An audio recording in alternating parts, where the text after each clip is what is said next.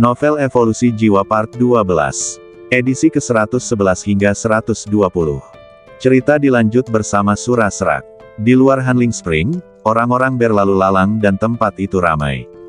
Semua orang dengan bersemangat menunggu untuk melihat apakah Lin Haotian akan membuat rekor baru dan memecahkan 10 jam milik Bai Yuze. Pada saat ini, di area dalam mata air Hanling, Lin Haotian sedang berendam di mata air dingin, mengendalikan lubang hitam yang melahap dan terus-menerus menyerap energi. Kalau orang luar bisa melihat suara seperti itu, mereka pasti kaget. Lagi pula, merendam badan dan mendinginkannya sambil menahan rasa sakit menyengat akibat udara dingin adalah proses yang sangat menyiksa dan menyakitkan. Kalau sampai terhirup ke dalam badan, tentu tingkat keparehannya lebih mengerikan lagi. Namun, Lin Haotian mengandalkan teknik melahap bintangnya dan tidak terpengaruh sama sekali selama keseluruhan proses. Inilah aspek dominan dari seni bela diri pemakan kegelapan. Segala sesuatu di dunia dapat ditelan. Tentu saja, meskipun dengan bantuan seni bela diri pelahap, ini tidak berarti bahwa Lin Haotian dapat menyerap energi tanpa henti. Karena menelan lubang hitam memberinya konversi energi, dan semua energi yang diperoleh dari menelan harus ditanggung sendiri. Jika ia menyerap terlalu banyak, badannya tidak akan mampu menampungnya. Hasil akhirnya adalah serangan balik energi yang sangat berbahaya. Dalam situasi ini, sederhananya, lubang hitam yang menelan seperti pompa air, dan badan Lin Haotian adalah tangki air. Energi di mata air Hanling sangat kuat, tetapi tangki air Lin Haotian akan selalu terisi penuh. Jika sudah penuh, jika Anda terus memaksanya, tabung itu akan meledak dan hancur, dan semua usaha Anda akan sia-sia. Mengetahui hal ini, kecepatan penyerapan Lin Haotian kali ini tidak serakah dan gila seperti sebelumnya. Sebaliknya, ia memperlambat kecepatannya, mencerna energi secara bertahap sambil memobilisasi energi berlebih untuk menenangkan badan, sehingga dua hal terlaksana dengan satu batu. Di bawah penyerapan ritme yang seimbang ini, napas Lin Haotian berangsur-angsur naik. Terlebih lagi, pada saat ini, bahkan jika dia telah menghilangkan wujud naganya, dia masih dapat menahan kekuatan es di sekelilingnya. Tetapi urat-urat biru di permukaan kulitnya perlahan menggeliat, dan setiap getaran tampaknya mengandung perasaan yang sangat kuat. Waktu berlalu setiap detik, 5 jam berikutnya berlalu seperti ini. Termasuk 5 jam sebelumnya, Lin Haotian kini telah kuat di mata air Hanling selama 10 jam penuh. Sudah 10 jam, jumlah waktu ini sudah sama dengan Bai Yuze. Ya, dan masih belum ada tanda-tanda dia akan keluar. Mungkinkah dia akan memecahkan rekor lagi? Di luar, suara-suara terkejut tiba-tiba meledak di antara kerumunan. Sementara mereka terkejut bahwa Lin Haotian dapat bertahan di mata air Hanling sampai sekarang, banyak dari mereka juga tertuju pada Bai Yuze yang hadir. Namun, yang terakhir memiliki ekspresi tenang di wajahnya, tetapi matanya yang agak suram samar-samar menunjukkan sedikit semangat juang. Daya tahannya cukup bagus, sebanding denganku, tapi aku tidak tahu seberapa bagus kemampuan bertarungnya yang sebenarnya. Bai Yuze mengangkat sudut mulutnya sedikit, seolah-olah karena Yan Xinyu ada di sampingnya, dia sengaja mengatakan ini untuk meninggikan dirinya. Namun, kata-katanya sangat kasar di telinga Qin Yu, Lei Meng dan Gu Yunlei. Karena kamu ingin bersaing, mengapa tidak bersaing dengan bos kami dan kamu akan tahu. Gu Yunlei berkata terus terang tanpa ragu-ragu. Ada sepotong rumput di sudut mulutnya, yang memberinya semacam rasa yang tidak teratur. Bos Anda, mendengar ini, Bai Yuze mengangkat alisnya dan menatap Gu Yunlei dengan bingung. Bos kami adalah Lin Haotian. Qin Yu juga berdiri dan langsung mengungkap hubungannya dengan Lin Haotian. Namun, jika kamu ingin bersaing dengan bos kami, kamu harus mengalahkan kami bertiga terlebih dahulu. Raimon berdiri dan tersenyum polos. Namun kata-katanya penuh dengan provokasi yang tak terselubung, dan dia tampaknya tidak menyukai Bai Yuze. Mereka tahu dalam hati mereka bahwa Bai Yuze datang ke sini untuk mengamati Lin Haotian hari ini dengan suatu tujuan, yaitu untuk bersaing dengan Lin Haotian. Akan tetapi, sebagai saudara angkat, bagaimana mungkin Qin Yu dan dua orang lainnya hanya duduk diam dan tidak melakukan apapun? Mereka semua ingin membantu bos mereka mengatasi masalah tersebut. Tatapan itu seolah berkata, kamu tidak layak bersaing dengan bos kami. Dibandingkan dengan kalian. Mendengar ini, bibir Bai Yuze melengkung sambil tersenyum jenaka. Tatapan yang dia berikan pada Qin Yu dan 3 orang lainnya jelas dipenuhi dengan rasa jijik. 2 tahun lalu, dia mengandalkan kultivasi prajurit level 5 untuk mengalahkan juara tingkat yang merupakan prajurit level 6. Sekarang, kultivasinya telah meningkat dan dia telah mencapai tingkat prajurit tingkat ke-6. Dia memiliki keyakinan penuh bahwa tidak ada prajurit yang setingkat dapat menandinginya. Dan sekarang, Qin Yu, Lei Meng dan Gu Yunlei, 3 mahasiswa baru. Yang satu merupakan penyihir tingkat 5, dan 2 lainnya merupakan prajurit tingkat 5. Di kalangan siswa tahun pertama, ia dianggap sebagai pemimpin yang luar biasa. Namun di mata Bai Yuze, itu masih belum cukup baik. Oleh karena itu, pada saat ini, ketika dia mendengar kata-kata provokatif Qin Yu dan yang lainnya, dia tidak bisa menahan perasaan sedikit konyol, dan sedikit sarkasme muncul di matanya. Apakah ketiga orang itu bodoh? Mereka benar-benar berani memprovokasi Dekan Bai Yu Zexue. Cek-cek, mereka terlalu percaya diri dan melebih-lebihkan kemampuan mereka sendiri. Ya, bahkan jika mereka bertiga bergabung, mereka mungkin akan dikalahkan oleh Dekan Bai Yu Zexue. Melihat situasi di sini, ledakan diskusi yang mengejek pecah di antara kerumunan.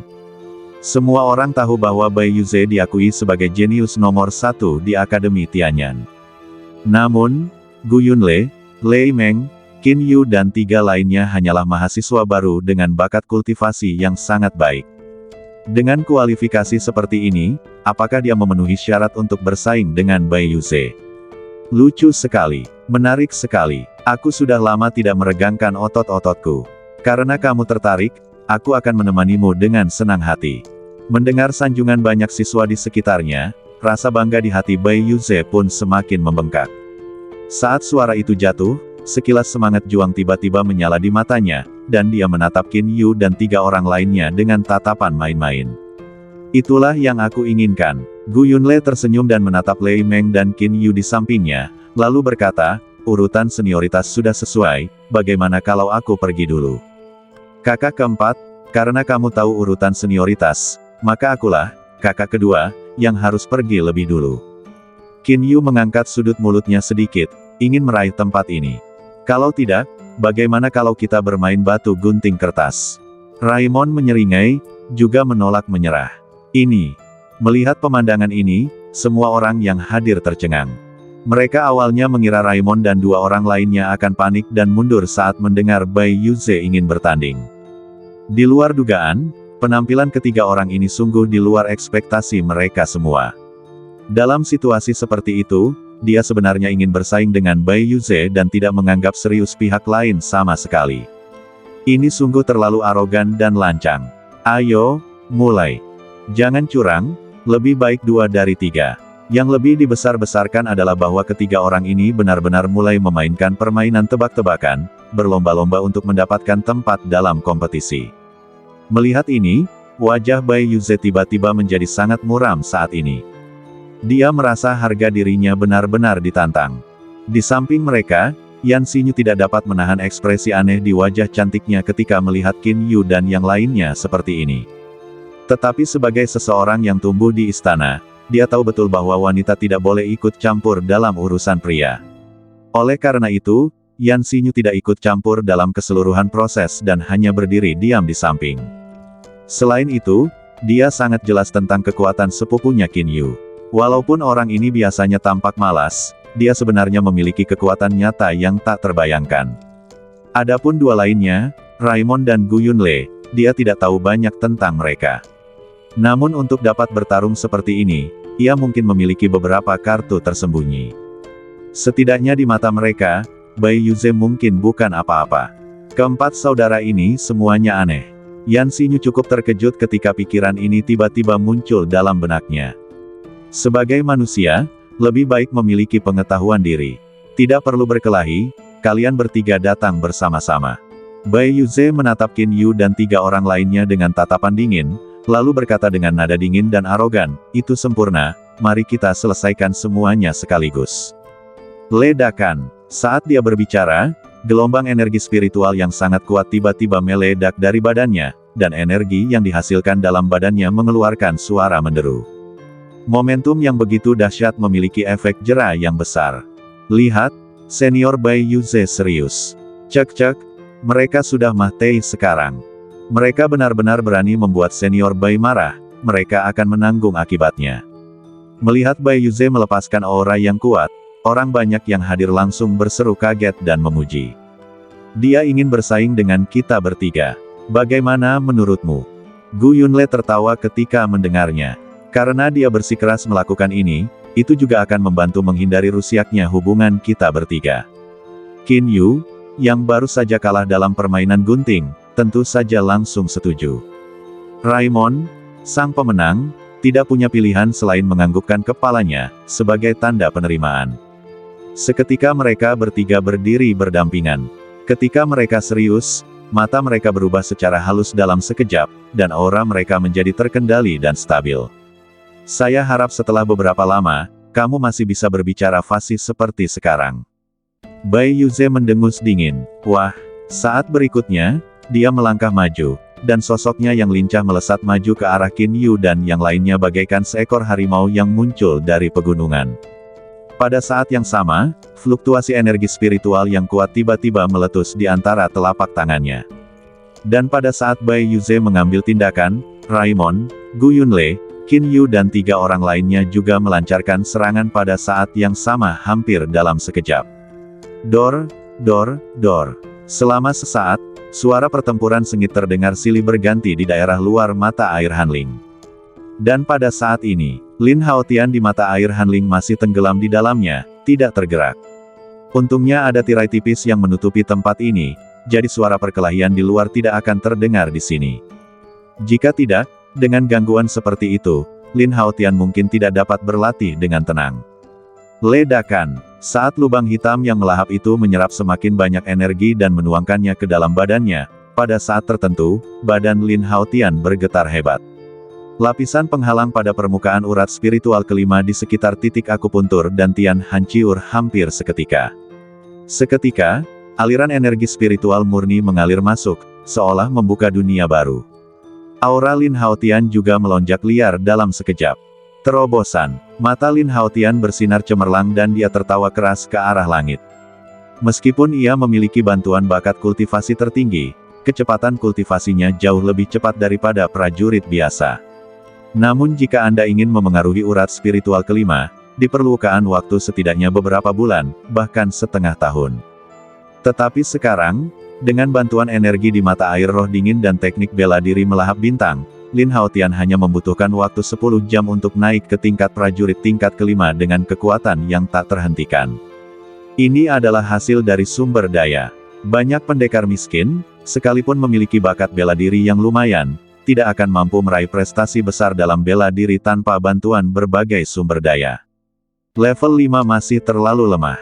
Lin Haotian mengepalkan tangannya, merasakan kekuatan yang semakin kuat di badannya, tetapi tidak ada banyak riak di hatinya.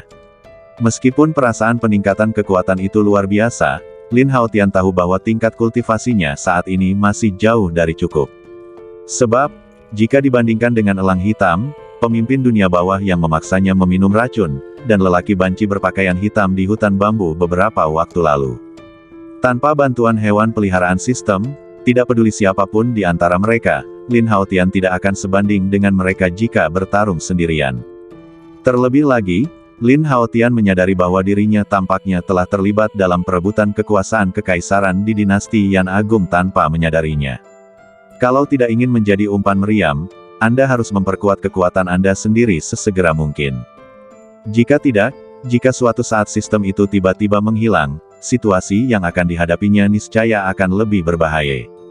Rasa perlindungan diri ini terus-menerus mendorong keinginan radikal Lin Haotian untuk menjadi lebih kuat. Kecelakaan. Kemudian, Lin Haotian melompat keluar dari air, badannya seperti burung layang-layang terbang, mengetuk permukaan air dengan jari-jari kakinya dengan ringan, dan terbang langsung ke tepian. Setelah segera mengenakan baju dan pelindung gravitasi, Lin Haotian berbalik dan berjalan keluar dari tirai cahaya. Sibau mengepakkan sayapnya dan terbang ke bahu Lin Haotian dan berdiri diam. Saat dia melangkah keluar dari tirai cahaya, Lin Haotian tiba-tiba dikejutkan oleh keramaian di depannya dan teriakan berisik.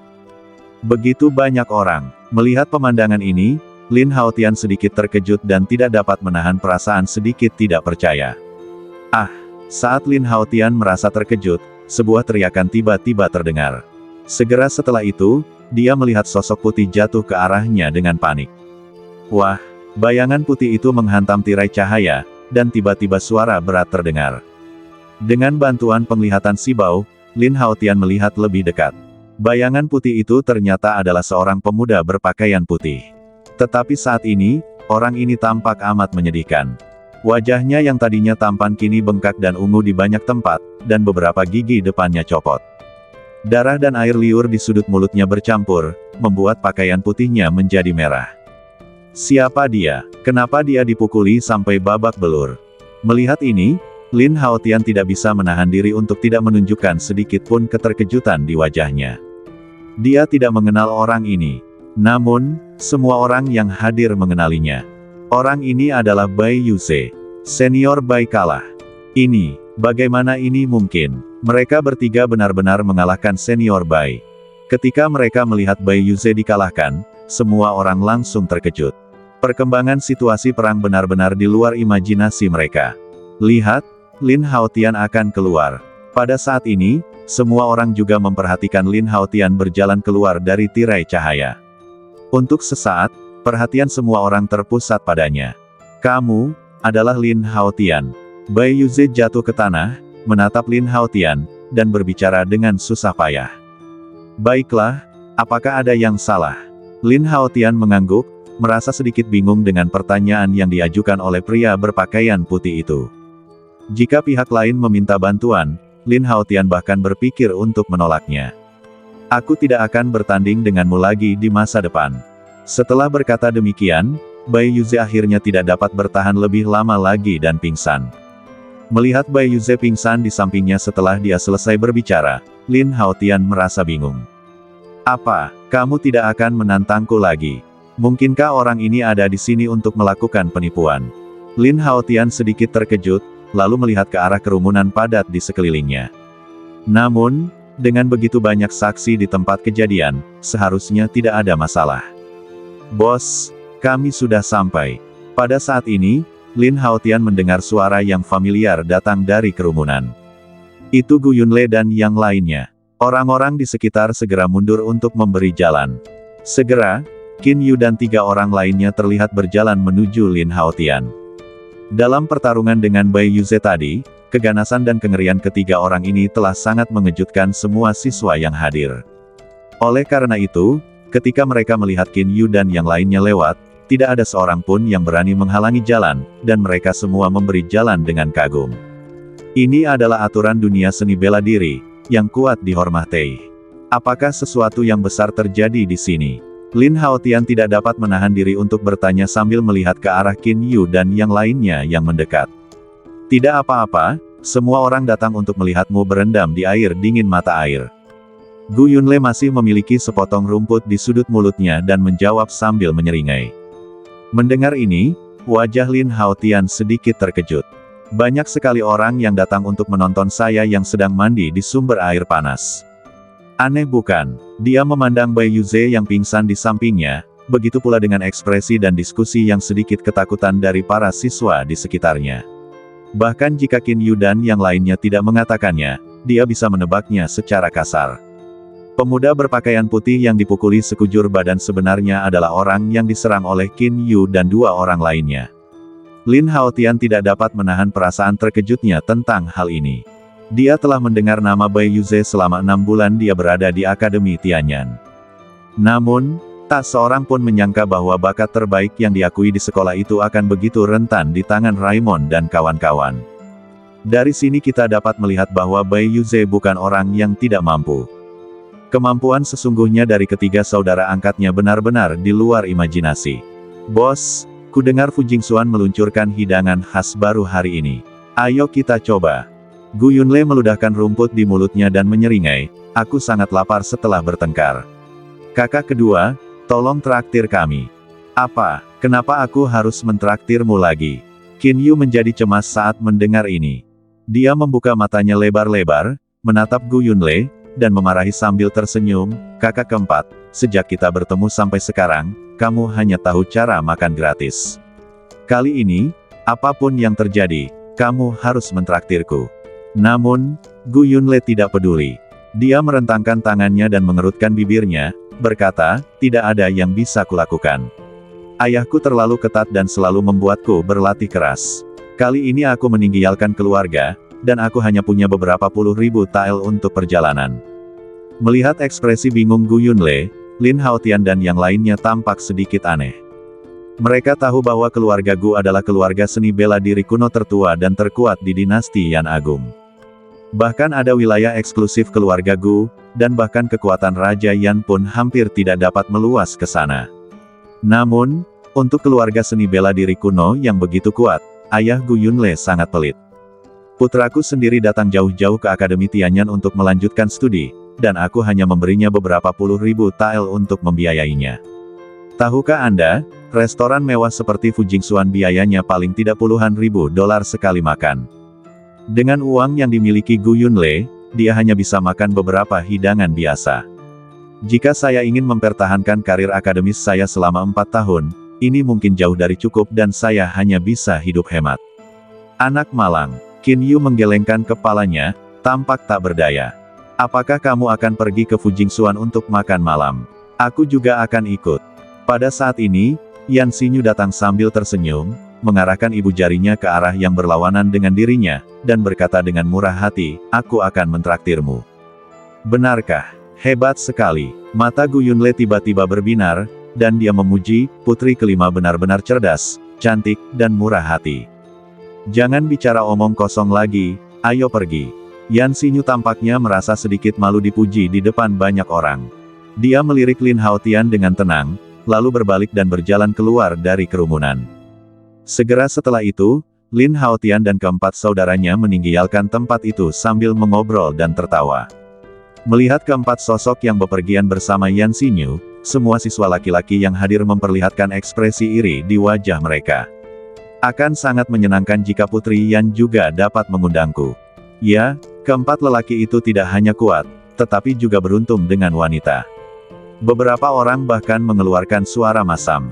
Di tengah kerumunan, sesosok badan anggun berdiri, menatap dengan tenang ke arah punggung Lin Haotian yang menjauh. Setelah beberapa saat, dia membuka sedikit bibir merahnya dan mendesah pelan. Wanita ini adalah mantan istri Lin Haotian, Zhao Linger. Sudah setengah tahun sejak saya masuk Akademi Tianyan. Meskipun Zhao Linger dan Lin Haotian berada di sekolah yang sama, mereka tidak berkomunikasi satu sama lain sejak perceraian mereka. Selama 6 bulan terakhir, Zhao Linger dengan jelas menemukan bahwa Lin Haotian menjadi semakin luar biasa. Namun, dia juga samar-samar merasakan bahwa jarak antara dirinya dan Lin Haotian secara bertahap menjadi semakin jauh.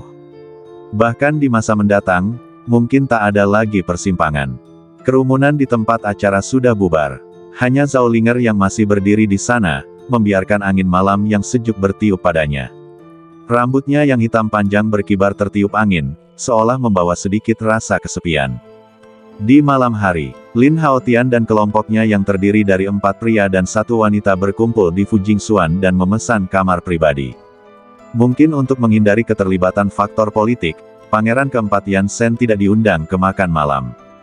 Adapun Yan Xinyu, meskipun dia juga anggota keluarga kerajaan, sebagai seorang putri, dia pada umumnya tidak akan memiliki pengaruh politik apapun. Dengan cara ini, semua orang makan dan mengobrol, membicarakan hampir semua hal, dan suasananya sangat ceria dan nyaman.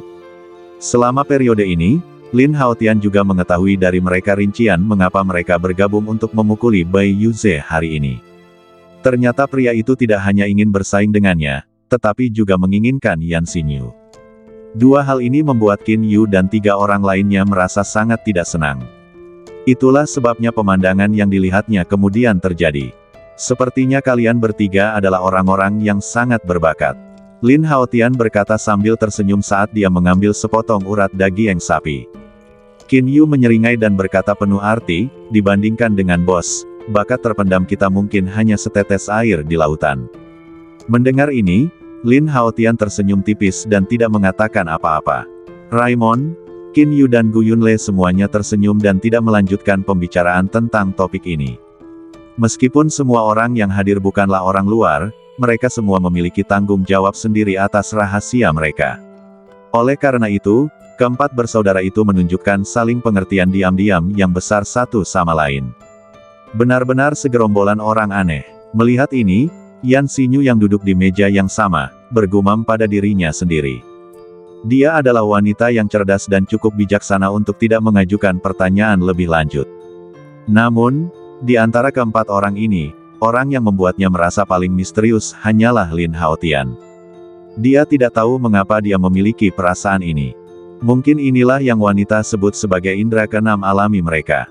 Ngomong-ngomong, baru-baru ini aku mendengar seseorang menemukan makam kuno di pegunungan Warcraft. Qin Yu tiba-tiba berkata setelah minum segelas anggur merah. Mendengar ini, Lin Haotian, Raimon dan yang lainnya semua tertarik dan bertanya hampir serempak, makam kuno apa? Banyak sekali orang yang meninggal di benua Cangkong sejak zaman dahulu kala, sehingga tidak jarang ditemukan makam-makam kuno. Tetapi inti persoalannya adalah identitas orang yang dimakamkan di makam kuno ini. Bagaimanapun juga, benda-benda pemakaman dari orang yang berkuasa dan mulia pastilah begitu berharga hingga bisa membuat orang tergila-gila. Bagaimana menurutmu? Apakah kamu tertarik dengan makam kuno itu? Aku punya informasi langsung. Melihat tingginya minat semua orang, Qin Yu mengangkat alisnya dan bertanya. Berhentilah bicara omong kosong dan bicaralah dengan cepat. Gu Yunle mendesak dengan tidak jelas sambil menggigit kaki ayam panggang. Melihat selera makan semua orang meningkat, Qin Yu tersenyum dan berkata, sebenarnya, saya mengetahui berita ini dari wakil jenderal ayah saya. Konon makam kuno itu tampaknya sudah ada sejak lama. Pemiliknya pastilah seorang Master Saint Domain yang kuat yang membangun makam ini untuk dirinya sendiri. Jika ia gagal dalam kultivasi dan kesengsaraannya, ia akan mati di makam itu. Makam itu dapat dianggap sebagai tempat pemakaman seorang penguasa Saint Domain yang kuat. Mendengar empat kata ini, Lin Haotian dan yang lainnya tidak bisa menahan diri untuk tidak menunjukkan sedikit pun keterkejutan dan cukup terkejut. Lin Haotian sekarang mengerti pembagian tingkatan di antara seniman bela diri. Pada tahap awal seni bela diri, seorang prajurit menyempurnakan 9 urat spiritual, dan setiap kali terjadi terobosan, ia dipromosikan ke tingkat yang lebih tinggi. Misalnya, 5 urat spiritual yang telah dibukanya kini membuat dia menjadi prajurit tingkat 5. Setelah ke-9 urat spiritual terhubung, seseorang dapat memengaruhi wilayah tanah suci, menarik energi spiritual surga dan bumi ke titik akupuntur dan tian dalam badan, dan memadatkan bayi spiritual. Ketika Anda mencapai alam itu, Anda akan melangkah ke dunia seni bela diri lainnya, alam suci. Namun, tanah suci juga memiliki hierarki yang jelas, dan alam bayi roh tanah suci adalah tahap pertama. Lebih tinggi lagi adalah alam bintang, alam laut ilahi. Namun, tak peduli alam yang mana, asalkan seseorang dapat berkultivasi ke alam suci, semuanya hampir terkenal. Orang yang kuat seperti itu akan diperlakukan dengan sangat sopan di dinasti manapun. Selain bagi para prajurit, hal yang sama juga berlaku bagi para penyihir di tingkat alam perlindungan. Memikirkan hal ini, Lin Haotian diam-diam merasa terkejut dan penasaran. Apakah kamu yakin makam kuno itu nyata? Lin Haotian tidak bisa menahan diri untuk bertanya. Qin Yu mengangguk dengan sungguh-sungguh dan berkata, ini adalah informasi langsung yang kami miliki di rumah Jenderal Qin, jadi itu tidak boleh salah. Raimon bertanya-tanya dalam hati, jika itu benar, aku agak heran. Mengapa orang yang pertama kali menemukan makam kuno itu tidak mengambil semua harta karun di dalam makam itu dan menyebarkan beritanya? Qin Yu tersenyum dan berkata dengan nada mendalam, kakak ketiga, kamu tidak mengerti ini. Apa maksudmu? Raimon sedikit terkejut, karena ada batasan formasi rune di luar makam kuno, tanpa kekuatan absolut, mustahil untuk menghancurkan segel rune. Ketika mengatakan hal ini, Qin Yu menjilati bibirnya, seolah-olah dia sedang menginginkan alkohol. Dia mengambil gelas anggur, tak dapat menahan diri untuk tidak menyesapnya beberapa kali, lalu melanjutkan. Dan ada banyak jebakan di makam itu. Bahkan jika kau menghancurkan formasi dan memasukinya, kau mungkin akan mati sebelum melihat harta karun itu. Jadi orang itu tidak bodoh. Sebarkan beritanya, setidaknya itu bisa menarik banyak pejuang untuk mengambil risiko dan datang ke sini, sehingga bisa bekerja sama untuk menghancurkan segel makam kuno, dan mungkin mereka bisa mendapatkan bagian dari kue itu pada akhirnya. Setelah mendengarkan apa yang dikatakan Qin Yu, Lin Haotian dan yang lainnya tiba-tiba menyadari. Pada saat yang sama, mereka juga memahami bahwa pasti akan ada banyak pejuang yang akan melakukan petualangan untuk mencari harta karun. Benda-benda pemakaman penguasa alam suci yang kuat di dalam makam itu kemungkinan besar akan menyebabkan pertarungan sengit di antara orang-orang itu. Kemudian, Qin Yu menceritakan beberapa informasi lebih lanjut tentang makam kuno itu. Menurut rumor, prajurit yang pertama kali menemukan makam kuno itu akan muncul pada malam hari 10 hari kemudian. Mungkin untuk perlindungan diri, dia tidak akan benar-benar muncul.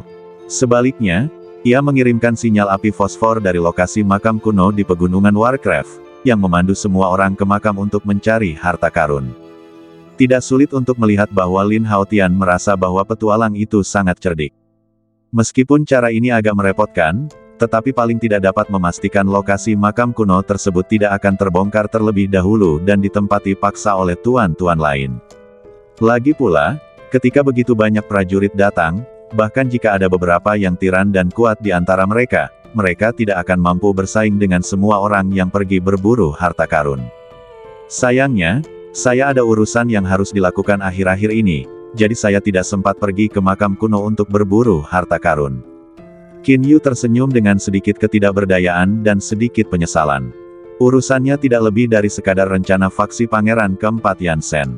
Sekarang kesehatan Pangeran Yan semakin melemah, ia belum juga menunjuk seorang putra mahkota, yang menunjukkan bahwa ia ingin membiarkan beberapa pangeran memperjuangkannya.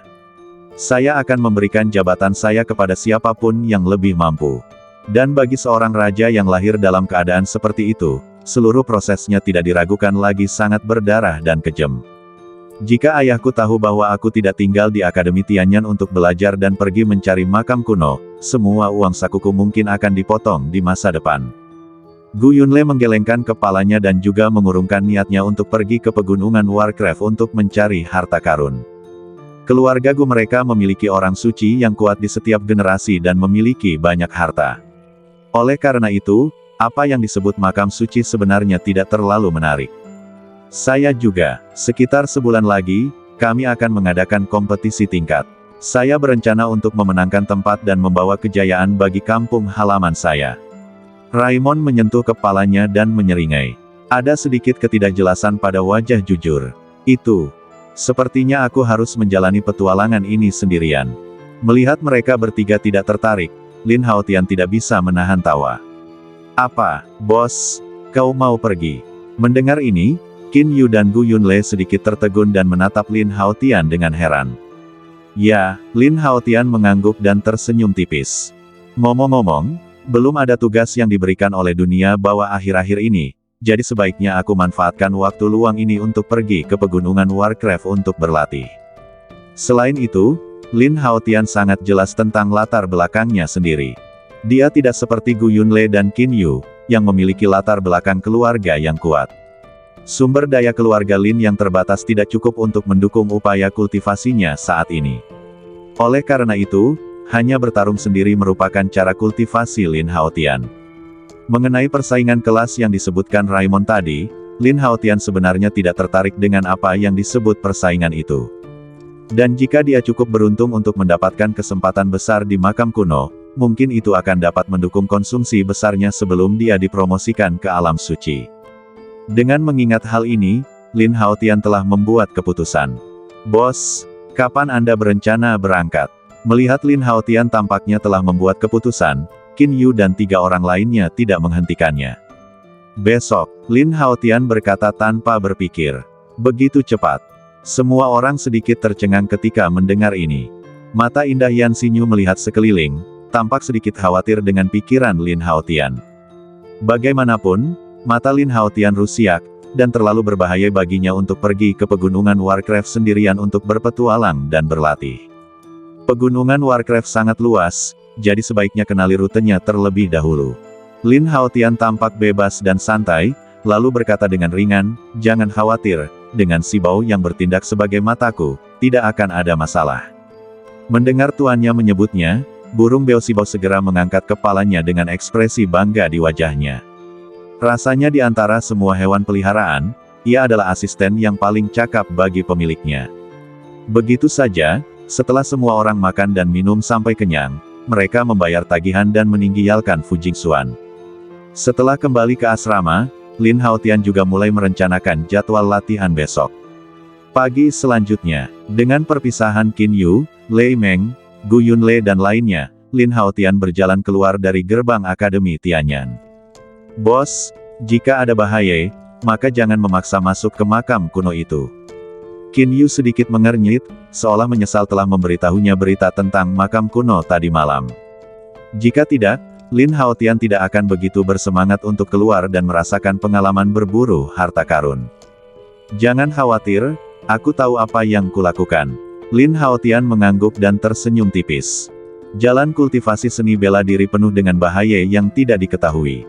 Jika Anda harus mengkhawatirkan segala hal yang Anda lakukan, maka tidak ada gunanya berlatih bela diri. Qin Yu dan 3 orang lainnya menyadari hal ini, jadi setelah memberikan pengingat yang prihatin, mereka tidak mencoba membujuknya lebih jauh. Lagi pula, setiap orang memiliki seni bela dirinya masing-masing.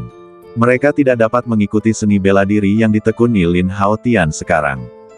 "Hati-hati, bos. Kami akan menunggumu kembali." Gu Yunle dan 3 orang lainnya berkata serempak. "Baiklah, aku tidak akan membuang waktu lagi untuk ini. Selamat tinggal." Kemudian, Lin Haotian melambaikan tangannya dan berbalik pergi dengan sikap acuh tak acuh. Kera putih kecil itu juga meniru gerakan selamat tinggal Lin Haotian, dan segera mengikuti Lin Haotian. Tanpa dia tahu bahwa perpisahan ini akan menjadi titik balik terbesar dalam hidupnya. Kekuatan di istana pun mengalami perubahan besar dan tak terduga. Namun semua itu sudah berlalu. 8 hari kemudian, Lin Haotian membawa Xiaobai dan akhirnya tiba di tempat tujuan. Pegunungan Warcraft. Dalam sekejap, gunung-gunung yang tak terhitung jumlahnya menjulang dan riyuntuh, membentang tak berujung. Pada saat ini, Lin Haotian tidak mengenakan seragam sekolah Akademi Tianyan, tetapi telah berganti ke kostum pembunuh jingke. Topeng emas gelap yang ganas menutupi seluruh wajahnya. Sepasang pupil berwarna abu-abu putih yang muncul memberi orang perasaan aneh. Aduh, terjadi lagi. Menatap jajaran gunung raksasa di depannya, bibir Lin Haotian melengkung karena senyum penuh haru. Setengah tahun yang lalu, dia lewat sini dalam perjalanan ke Akademi Tianyan. Namun, di tengah malam, banjir yang disebabkan oleh hujan badai menyapu dia keluar dari pegunungan Warcraft. Jadi faktanya, dia hanya tinggal di pegunungan Warcraft selama beberapa hari dan masih belum mengenali medan di sini. Xiaobai yang berdiri di sampingnya menatap jajaran gunung luas yang tertutup hutan dengan tatapan berbinar, sedikit kegembiraan dan nostalgia di matanya. Meskipun tidak tahu siapa orang tuanya, ia tumbuh di pegunungan Warcraft sejak kecil. Tempat ini bukan hanya rumahnya, tetapi juga merupakan tempat yang paling berharga baginya untuk tumbuh dewasa. Sekarang setelah dia kembali ke pegunungan Warcraft, Xiaobai tidak bisa menahan perasaan hangat. "Guru, ada seseorang di sana." Pada saat ini, suara Sibao tiba-tiba terdengar. Lin Haotian segera berbagi visi Sibao dan melihat ke kiri. Namun tak jauh dari situ, ada puluhan sosok berjalan di atas rumput menuju pegunungan Warcraft. Orang-orang ini, semuanya memegang senjata, jelas merupakan sekelompok pejuang. Pada saat yang sama ketika Lin Haotian memperhatikan mereka, orang-orang itu juga sangat sensitif dan menyadari kehadiran Lin Haotian. Pada saat ini, tatapan waspada diarahkan ke Lin Haotian. Namun, ketika mereka melihat Lin Haotian sendirian dengan 2 hewan peliharaan yang tampaknya tingkat rendah, kewaspadaan di mata mereka sedikit melemah. Segera, setelah orang-orang ini memandang Lin Haotian selama beberapa detik, mereka mengabaikannya dan bergegas menuju pegunungan Warcraft. Namun, di antara tim itu, ada seorang pria dengan bekas luka, yang menyeringai pada Lin Haotian dengan mulut penuh gigi kuning. Dan telapak tangannya bergerak ke arah tenggorokannya, membuat gerakan provokatif ke arah Lin Haotian. Melihat ini, Lin Haotian tampak tenang dan mengabaikannya. Tidak lama setelah mereka memasuki pegunungan monster, sekelompok prajurit lain muncul. Tampaknya orang-orang yang telah menerima berita tentang makam kuno itu mulai berdatangan satu demi satu. Lin Haotian bergumam pada dirinya sendiri. Dia tidak menyangka orang-orang ini hanyalah petualang yang datang ke sini murni untuk berlatih. Masih ada waktu 2 hari sebelum sinyal itu terkirim. Aku bisa memanfaatkan waktu ini untuk mencari harta karun langka di pegunungan. Sambil berpikir, Lin Haotian menginjak tanah yang ditutupi dedaunan kering, dan sosoknya melintas di pegunungan. Di malam hari, saat malam tiba, pegunungan Warcraft terasa dingin dan berbahaya. Di tengah hutan yang sunyi itu, sesekali terdengar auman binatang buas. Raungan itu, lapar dan ganas, sangat mengerikan untuk didengar di lingkungan yang gelap seperti itu. Oleh sebab itu, para petualang yang telah memasuki pegunungan untuk mencari harta karun, tidak berani lagi berkeliaran. Sebaliknya, mereka masing-masing menemukan daerah yang mereka anggap aman dan mendirikan kemah untuk berjaga-jaga. Pada saat ini, Lin Haotian juga menemukan sebuah batu besar, lalu duduk bersila dengan punggung bersandar pada batu itu. Dengan pengalamannya sebelumnya dalam bertahan hidup di hutan, Lin Haotian tidak membuat api di sini untuk menghindari menarik perhatian monster. Tentu saja, jika benar-benar ada monster yang berani menyerangnya, dia tidak perlu takut pada apapun. Baik itu harimau sisik api, lalat kungfu, atau laba-laba serigala. Jika kau melepaskan salah satu dari mereka, ia pasti akan menjadi monster yang kuat. Malam itu panjang. Di pegunungan yang berbahaya seperti itu, Lin Haotian tentu saja tidak punya niat untuk bersantai. Dia hanya bermeditasi dan berlatih. Kekuatan spiritual murni dalam badannya, di bawah kendalinya, beroperasi sendiri sesuai dengan metode Devouring the Stars. Meskipun seni bela diri ini hanya sebagian kecil, saat ia berlatih dan mempelajarinya, Lin Haotian menemukan bahwa seni ini mengandung manfaat magis yang sangat kuat. Melahap tidak hanya dapat menyerap energi dan meningkatkan keterampilan seseorang, tetapi juga memungkinkan serangan.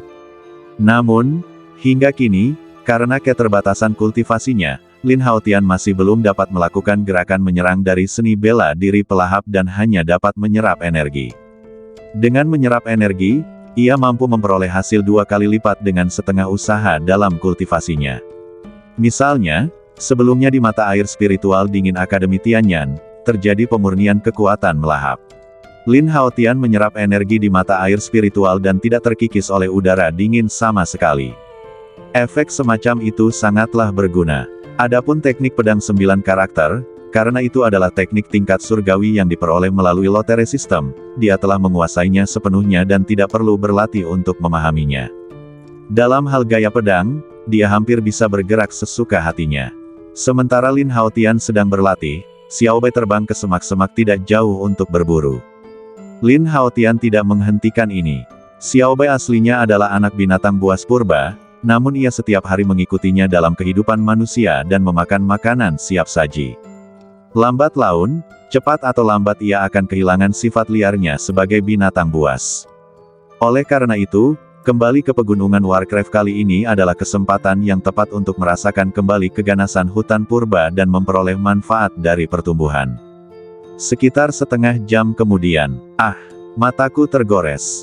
Binatang kutu kupret, kita harus menangkapnya. Kejar itu. Teriakan dan kutukan yang tiba-tiba membangunkan Lin Haotian dari latihannya. Dia mengerutkan kening dan mendengarkan suara itu. Tampaknya seseorang sedang memburu monster. Di mana Xiao Bai? Lin Haotian melihat sekeliling dan tidak menemukan jejak Xiao Bai.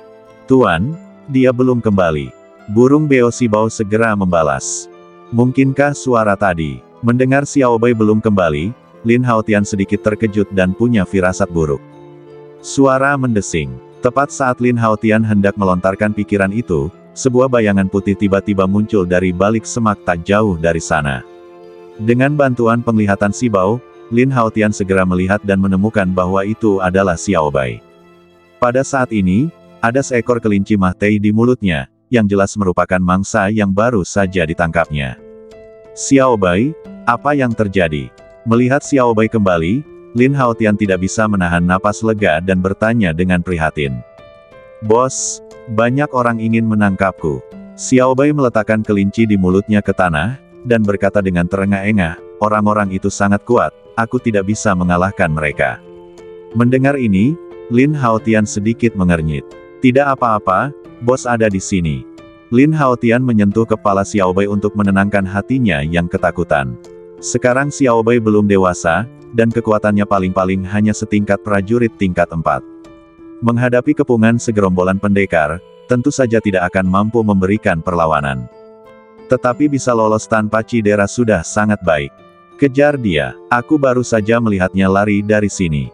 Pada saat itu, puluhan sosok bergegas keluar dari semak-semak. Mereka semua tampak garang, memegang pedang dan melihat sekelilingnya dengan mata tajam, seakan-akan sedang mencari sesuatu.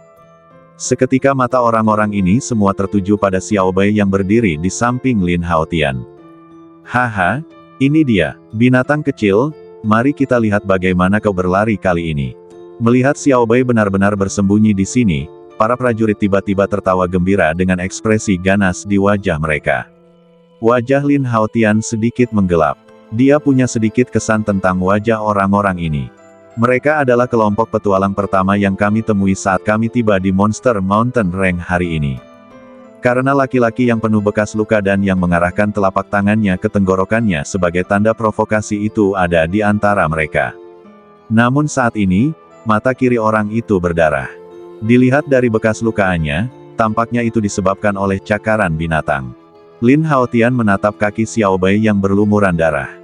Tidak diragukan lagi bahwa mata pria yang terluka itu dicakar oleh Xiao Bai. Binatang kutu kupret, kalau aku menangkapmu nanti, aku akan mencabut urat dagingmu, mengulitimu, dan mencungkil matamu. Lelaki yang penuh bekas luka itu menampakkan ekspresi geram di wajahnya dan mengumpat dengan nada yang sangat kejam. Jangan impulsif. Binatang ini penuh dengan energi spiritual. Kalau tidak salah, itu pasti binatang spiritual dengan garis keturunan binatang buas kuno. Pria kekar setengah baya yang memimpin berkata dengan suara berat, tangkap dia hidup-hidup dan jual ke keluarga-keluarga seni bela diri kuno itu. Kita bersaudara pasti akan meraup untung besar. Sambil berbicara, dia menatap Xiao Bai dengan mata berbinar, dan keserakahan di matanya menjadi semakin kuat. Prestise pria parubaya yang kekar itu di tim jelas tidak rendah. Mendengar hal itu, lelaki yang penuh bekas luka itu tidak lagi bertindak seburuk sebelumnya, tetapi hanya mendengus marah.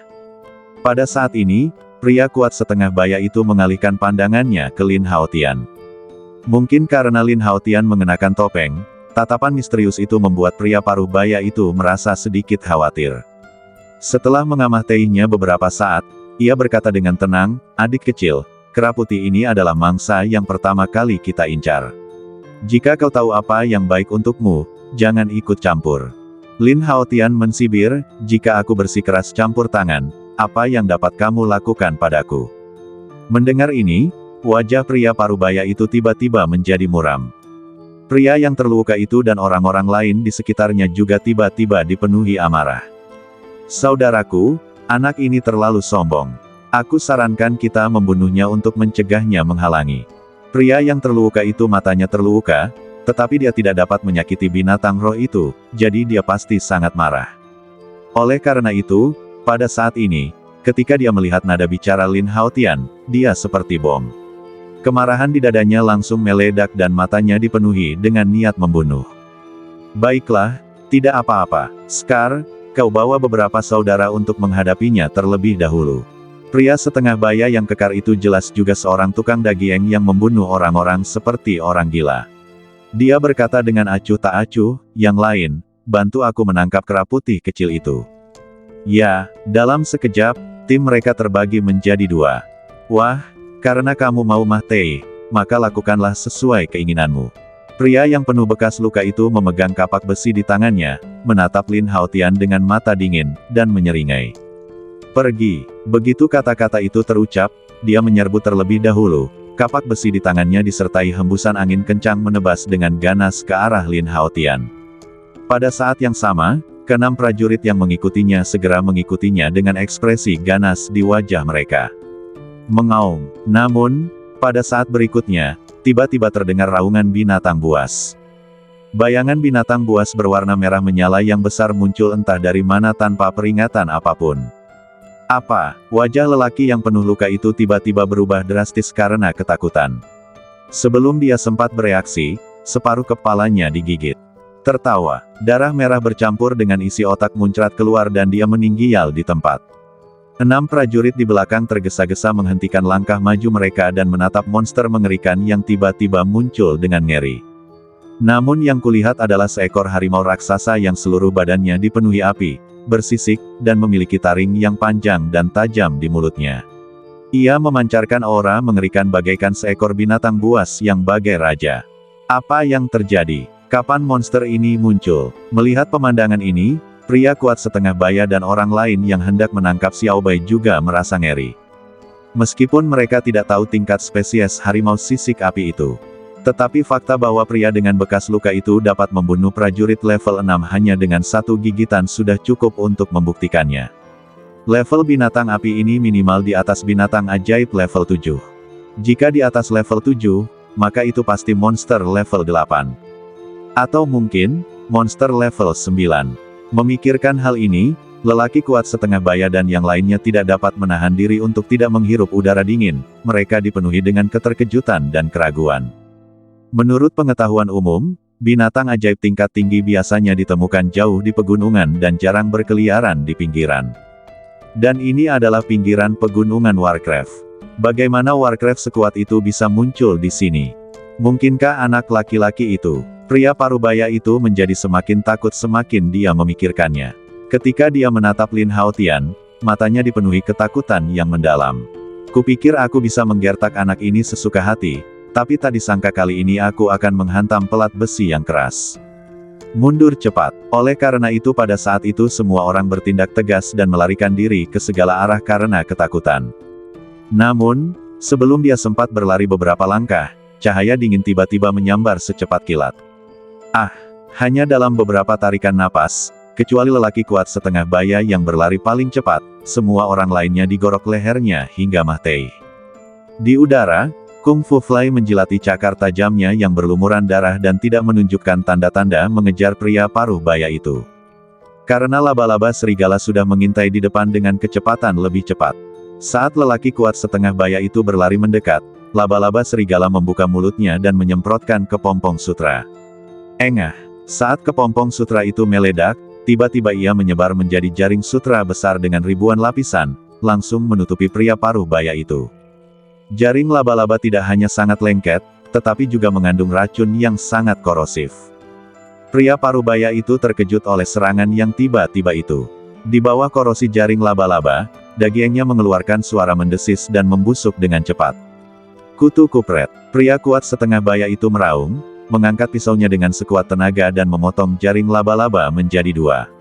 Akan tetapi, pada saat ini, laba-laba serigala dalam wujud tak kasat mata itu tergantung di dahan pohon dengan menggunakan sutra laba-laba. Sepasang gigi tajam menggigit tenggorokan lelaki paruh baya itu dan memberikan pukulan yang mematikan. Di belakang, Lin Haotian berjalan acuh tak acuh dan mengambil cincin penyimpanan dari Mahiat. Melihat lusinan cincin penyimpanan yang telah dikumpulkannya di telapak tangannya, lengkungan dingin muncul di bibir Lin Haotian. Dalam lingkungan di mana yang kuat memangsa yang lemah, ini adalah tempat yang bagus untuk menghasilkan uang dengan cepat. Dan hewan peliharaan sistemnya tidak diragukan lagi adalah alat terbaik. Sambil memegang selusin cincin penyimpanan di tangannya, Lin Haotian hendak memeriksa apakah ada barang berharga di dalamnya, tetapi tiba-tiba terdengar suara langkah kaki yang padat. Rupanya, pertempuran yang terjadi tadi menarik perhatian beberapa petualang di sekitar. Pada saat itu, Lin Haotian memasukkan semua cincin penyimpanan ke dalam saku bajunya, dan memasukkan harimau skala api dan yang lainnya ke dalam ruang hewan peliharaan sistem. Adapun 4 burung beo yang awalnya berfungsi sebagai penglihatan bersama, kini digantikan oleh Kung Fu Fly. Selama ini, dia adalah Lin Haotian di Akademi Tianyan, dan Sibau tidak dapat dipisahkan darinya setiap hari. Selama dia melihatnya, dia pasti akan langsung mengenalinya. Oleh karena itu, sekarang identitas Jing Ke telah digunakan, tentu saja Sibau tidak perlu muncul lagi. Kung Fu Fly bertengger di bahu Lin Haotian dengan ekspresi acuh tak acuh, terlihat sangat keren. Sepertinya dia berkata, akhirnya giliranku. Setelah beberapa saat, 3 sosok muncul dengan hati-hati dari semak-semak. Begitu banyak mahiat. Ketika ketiga lelaki itu melihat puluhan mahiat berserakan di tanah, mereka tersentak kaget. Dengan bantuan penglihatan mata majemuk Kung Fu Fly, Lin Haotian juga bisa melihat penampilan orang-orang itu dengan jelas. 2 pria dan 1 wanita. Mereka semua adalah anak muda, dan mereka semua mengenakan seragam sekolah yang sama. Namun, dia bukan murid Akademi Tianyan. Lencana pada seragam mereka merupakan totem pedang panjang yang menembus langit. Dan di bawah totem lencana, ada 4 huruf emas. Akademi Jianyun. Melihat ini, Lin Haotian tidak terkejut. Akademi Jianyun terletak di Kekaisaran Xingyu, tepat di seberang sungai dari dinasti Yan Agung. Meskipun mereka adalah negara tetangga, hubungan antara kedua negara tidak bersahabat dalam beberapa tahun terakhir, dengan gesekan dan perang yang sering terjadi. Namun, Kekaisaran Xingyu adalah kekuatan kekaisaran dengan kekuatan militer yang relatif kuat. Dinasti Yan Agung selalu bersikap defensif, melawan serangan negara musuh. Akademi Jianyun tidak jauh dari pegunungan monster. Jika ketiga orang ini mendapat berita tentang makam kuno itu, mereka pasti bisa tiba di sini dalam waktu 10 hari. Apakah semua orang ini dibunuh oleh pria misterius itu? Wanita berambut pendek itu menatap mahiat-mahiat di tanah dengan mata indahnya yang terbuka lebar. Kemudian dia diam-diam melirik Lin Haotian lagi, dan berbisik dengan ekspresi terkejut di wajahnya. Pemuda tampan di sebelahnya memiliki ekspresi tegang. Dia menatap Lin Haotian dengan rasa ingin tahu selama beberapa saat, lalu menyangkal dengan suara rendah. Seharusnya tidak mungkin, meskipun dia berpakaian misterius, pakaiannya rapi dan raut wajahnya tenang. Dia tidak terlihat seperti baru saja selesai berkelahi. Pemuda kekar lainnya juga mengangguk setuju, ya, lihat mahiat itu dengan separuh kepalanya tergigit. Ini jelas luka dari monster. Mendengar ini, wanita berambut pendek itu melihat ke arah yang ditunjuknya. Tetapi saya melihat kepalanya botak, separuhnya tergigit, dan darah serta isi otaknya bercampur jadi satu, sungguh berdarah-darah. Melihat pemandangan yang begitu heboh, keterkejutan di mata indah wanita berambut pendek itu pun bertambah hebat. Namun tak lama kemudian, ia pun tenang kembali dan mendapati bahwa di kepala mahiat itu memang ada bekas gigitan binatang buas besar. Di sisi lain, Lin Haotian sendirian, hanya dengan monster putih kecil di sisinya. Pada saat ini, Xiao Bei mengenakan topinya lagi, dan matanya tidak lagi menunjukkan semangat sebelumnya, tetapi sengaja menjadi sedikit kusam. Seolah-olah baru saja mengalami lagi pemandangan mengerikan dari sifat manusia, ia belajar untuk menyamarkan dirinya. Lin Haotian menyadari perubahan halus ini dan tak dapat menahan perasaan lega. Seketika dia mengabaikan ketiga murid Akademi Jianyun dan berbalik pergi tanpa bersuara. Mengenai kepergian Lin Haotian, wanita berambut pendek dan yang lainnya tidak berani bertanya kepada pria yang tampaknya aneh dan misterius ini. Baru setelah Lin Haotian menghilang dari pandangan mereka, mereka bertiga menghela napas lega. Pemuda kekar itu menatap mahiat-mahiat yang berserakan di tanah dan tiba-tiba menyeringai, dengan keserakahan yang tak terselubung di matanya. Dia langsung berlari ke arah mahiat-mahiat itu dan mulai mencari. Namun, hasilnya mengecewakan baginya. Sungguh usaha yang sia-sia. Kita bahkan tidak mendapatkan sesuatu yang berharga. Pria muda kekar itu mengumpat karena kecewa. Mungkinkah orang itu baru saja sampai di sana lebih dulu? Memikirkan hal ini, pemuda kekar itu mengerutkan kening. Ekspresi di wajahnya memperlihatkan ketidaksenangan sekaligus kengganan. Shen Wu, lupakan saja. Tidak manusiawi mencari uang dari orang Mahtei. Pemuda tampan itu menggelengkan kepala dan menasihati, ingat, tujuan perjalanan kita adalah makam kuno. Ketika pemuda kekar bernama Shen Wu mendengar makam kuno itu, matanya tiba-tiba berbinar dan dia teringat bisnis itu. Itu benar, Shen Wu mengangguk dengan serius, lalu menatap wanita berambut pendek di sebelahnya dan berkata dengan penuh semangat, Fang Xiaoke, jika makam kuno di pegunungan binatang iblis ini benar-benar tempat pemakaman leluhur keluarga Fang Mu, kita akan menjadi kaya. Melihat ekspresi serakah dan gembira Shen Wu, Fang Xiaoke mendesah dalam hatinya. Aku tidak tahu apakah benar aku memberitahu kedua sepupuku berita tentang makam kuno itu.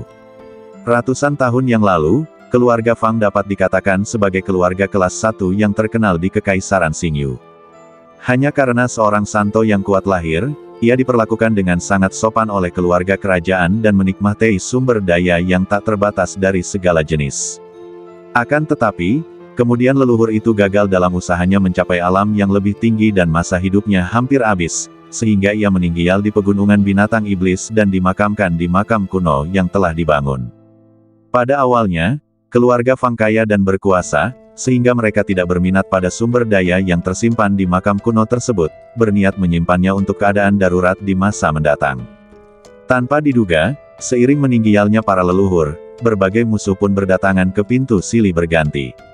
Sejak saat itu, keluarga Fang mengalami kemerosotan total, dan bahkan peta harta karun makam kuno pun hilang selama pelarian tersebut. Dan sekarang, Dialah satu-satunya wanita yang tersisa dalam garis keturunan langsung keluarga Fang. Beberapa waktu yang lalu, Fang Xiaoke mendengar bahwa seseorang telah menemukan sisa-sisa makam kuno di pegunungan Warcraft, dan dia langsung teringat makam kuno leluhurnya yang disebutkan ayahnya. Tetapi dia hanya memiliki tingkat kultivasi penyihir tingkat 4, dan pergi ke pegunungan Warcraft sendirian tidak diragukan lagi akan berbahaya. Oleh karena itu, saya bercerita kepada kedua sepupu saya dari keluarga lain tentang makam kuno keluarga Fang, dengan harapan mereka dapat membantu saya sampai di sana. Xiaoke, bahkan jika segel rune makam kuno dibuka, orang luar tidak akan bisa memasuki area inti makam. Pemuda tampan itu mengalihkan pandangannya ke Fang Xiaoke dan tidak dapat menahan diri untuk bertanya. Fang Xiaoke mengangguk dan berkata, "Ya, menurut silsilah keluarga, ruang rahasia inti makam kuno yang sebenarnya tidak bisa dimasuki oleh orang-orang tanpa darah keluarga Fang kita. Sepertinya esensi darah perlu diteteskan pada rune, lalu formasi akan mengaktifkan pintu batu ruang rahasia." Mendengar ini, pemuda tampan itu dan Shen Wu terdiam. Walaupun mereka berdua memiliki nama keluarga yang berbeda, secara tegas, mereka kurang lebih memiliki darah Fang dari nenek moyang pihak ibu mereka. Tetapi mereka juga tidak dapat memastikan bagaimana formasi rune yang tersusun di ruang rahasia inti makam kuno itu ditentukan. Kalau tidak, dia tidak akan pernah setuju membantu Fang Xiaoke, beban ini, melainkan datang ke sini secara pribadi dan mengambil alih semua harta di makam keluarga Fang. Saat pikiran itu berubah, pemuda tampan itu dan Shen Wu saling berpandangan diam-diam dan mengangguk tanda mengerti. Satu-satunya hal yang dapat dia lakukan sekarang adalah membawa Fang Xiaoke ke makam kuno terlebih dahulu, dan kemudian membahas alokasi sumber daya. Tanpa mereka sadari seekor lalat kecil yang aneh tiba-tiba terbang menjauh dari sana. Lalat ini tidak diragukan lagi adalah lalat kungfu. Percakapan mereka bertiga tadi secara alami tersampaikan kepada Lin Haotian. Ternyata makam kuno itu sebenarnya memiliki ruang rahasia inti. Pada saat ini, Lin Haotian yang sudah berjalan jauh, tiba-tiba berhenti dan ekspresi terkejut muncul di wajahnya. Ketika dia pergi tadi, dia berjaga-jaga terhadap 3 orang di belakangnya yang mungkin mengikutinya atau mempunyai niat jahat. Jadi dia membiarkan Kung Fu Fly tetap di tempatnya dan menonton untuk sementara waktu, tetapi dia tidak menyangka akan mendengar informasi menarik seperti itu. Kita tidak boleh kehilangan ketiga orang ini. Sambil berpikir dalam benaknya, Lin Haotian sudah punya rencana. Lalat kecil, jangan mendekat dulu, terus ikuti mereka. Lin Haotian segera memberi perintah. Ya, Tuan. Lalat itu sudah setengah jalan ketika tiba-tiba berbalik dan terbang ke arah Fang Xiaoke dan yang lainnya lagi, sambil memperhatikan mereka dari kejauhan. Mengingat ukurannya yang kecil dan penampilannya yang seperti lalat, jika ia bersembunyi secara sengaja, akan sulit bagi orang awam untuk mendeteksinya. Tanpa Kung Fu Fly, Lin Haotian hanya bisa memanggil laba-laba serigala sebagai pengganti penglihatan bersama. Dengan cara ini, Lin Haotian mengandalkan keterampilan Kung Fu-nya untuk mengikuti secara diam-diam sepanjang jalan. Ketika keluarga Fang mengalami bencana dan melarikan diri, peta harta karun makam kuno tersebut hilang. Oleh karena itu, saat ini mereka hanya bisa menunggu sinyal dari prajurit yang menemukan lokasi makam kuno besok malam. Yang membuat Lin Haotian merasa beruntung adalah bahwa ketiga orang itu mungkin tahu bahwa mereka tidak terlalu mampu dan tidak terburu-buru dan menimbulkan masalah. Dia menemukan pohon raksasa di pinggiran pegunungan Warcraft dan menggunakannya sebagai rumahnya. Lin Haotian melakukan hal yang sama. Dia melompat ke pohon besar tidak jauh dari sana dan berbaring untuk beristirahat. Menjelang hari kedua, arus orang di pegunungan Warcraft tidak diragukan lagi meningkat beberapa kali lipat dibandingkan kemarin.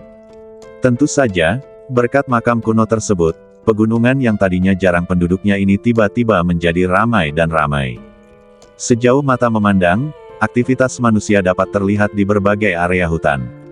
Sesekali terdengar teriakan-teriakan, dan saya tidak tahu apakah mereka diserang monster atau dibunuh dan dirampok oleh prajurit manusia lainnya.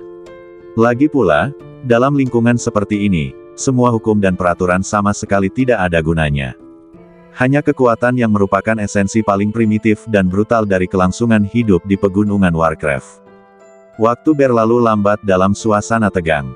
Akhirnya, malam tiba.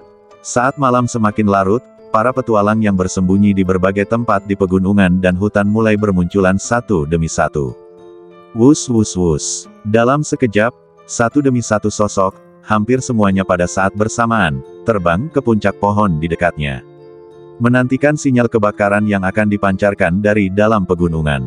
Fang Xiaoke dan dua orang lainnya yang diawasi oleh Kung Fu Fly melakukan hal yang sama dan dengan cepat terbang ke puncak pohon.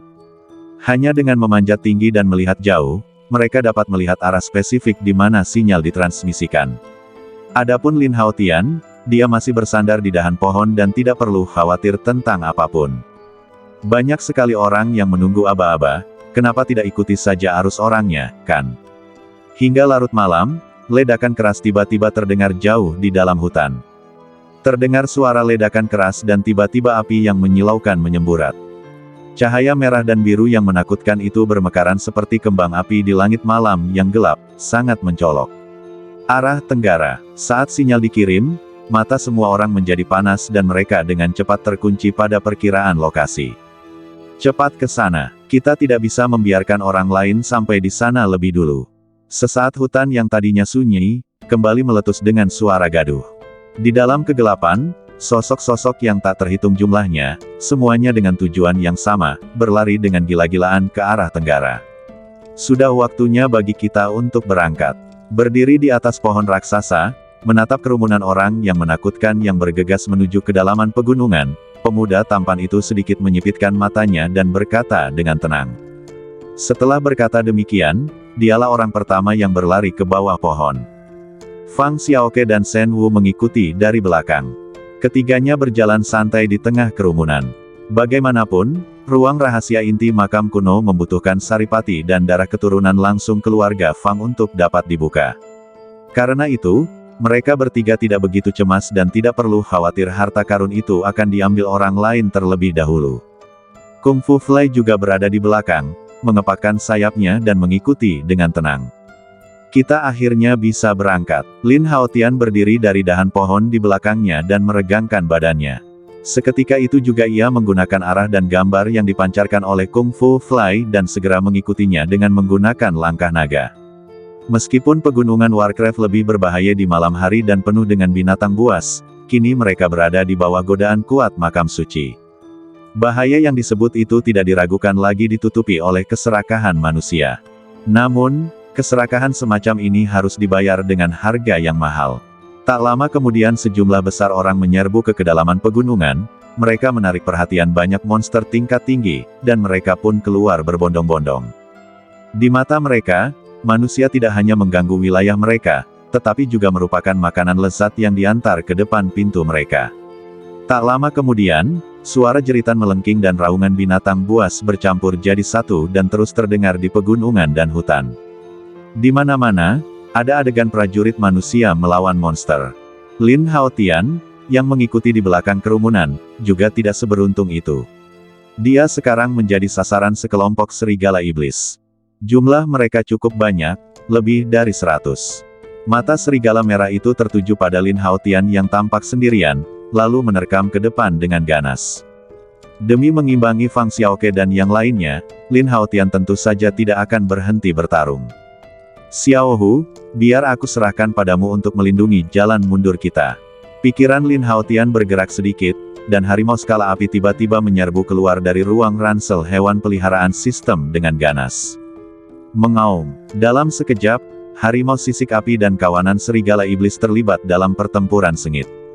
Dengan wujud raja tingkat A yang saat ini telah berevolusi dari harimau skala api, kekuatan tempurnya sebanding dengan prajurit tingkat 9 awal. Pada saat ini, menghadapi serigala-serigala ini yang hanya merupakan binatang ajaib level 5, sekalipun ia melawan satu lawan banyak, itu sudah lebih dari cukup. Tetapi aku melihat bayangan binatang buas yang besar dikelilingi oleh api, seperti seekor harimau yang memasuki kawanan domba, serangannya sangat ganas dan kuat. Dengan harimau skala api menutupi punggungnya, kecepatan Lin Haotian tidak melambat. Ia terus bergerak maju dengan langkah santai sesuai arahan yang dikirim oleh Kung Fu Fly. Dalam pertempuran kacau antara monster dan prajurit manusia, Fang Xiaoke dan yang lainnya tidak seberuntung itu karena mereka terlihat oleh monster level 7. Itu adalah beruang ganas bertanduk emas, sangat kuat. Jika Anda terkena cakaran beruang, Anda pasti akan menderita patah tulang.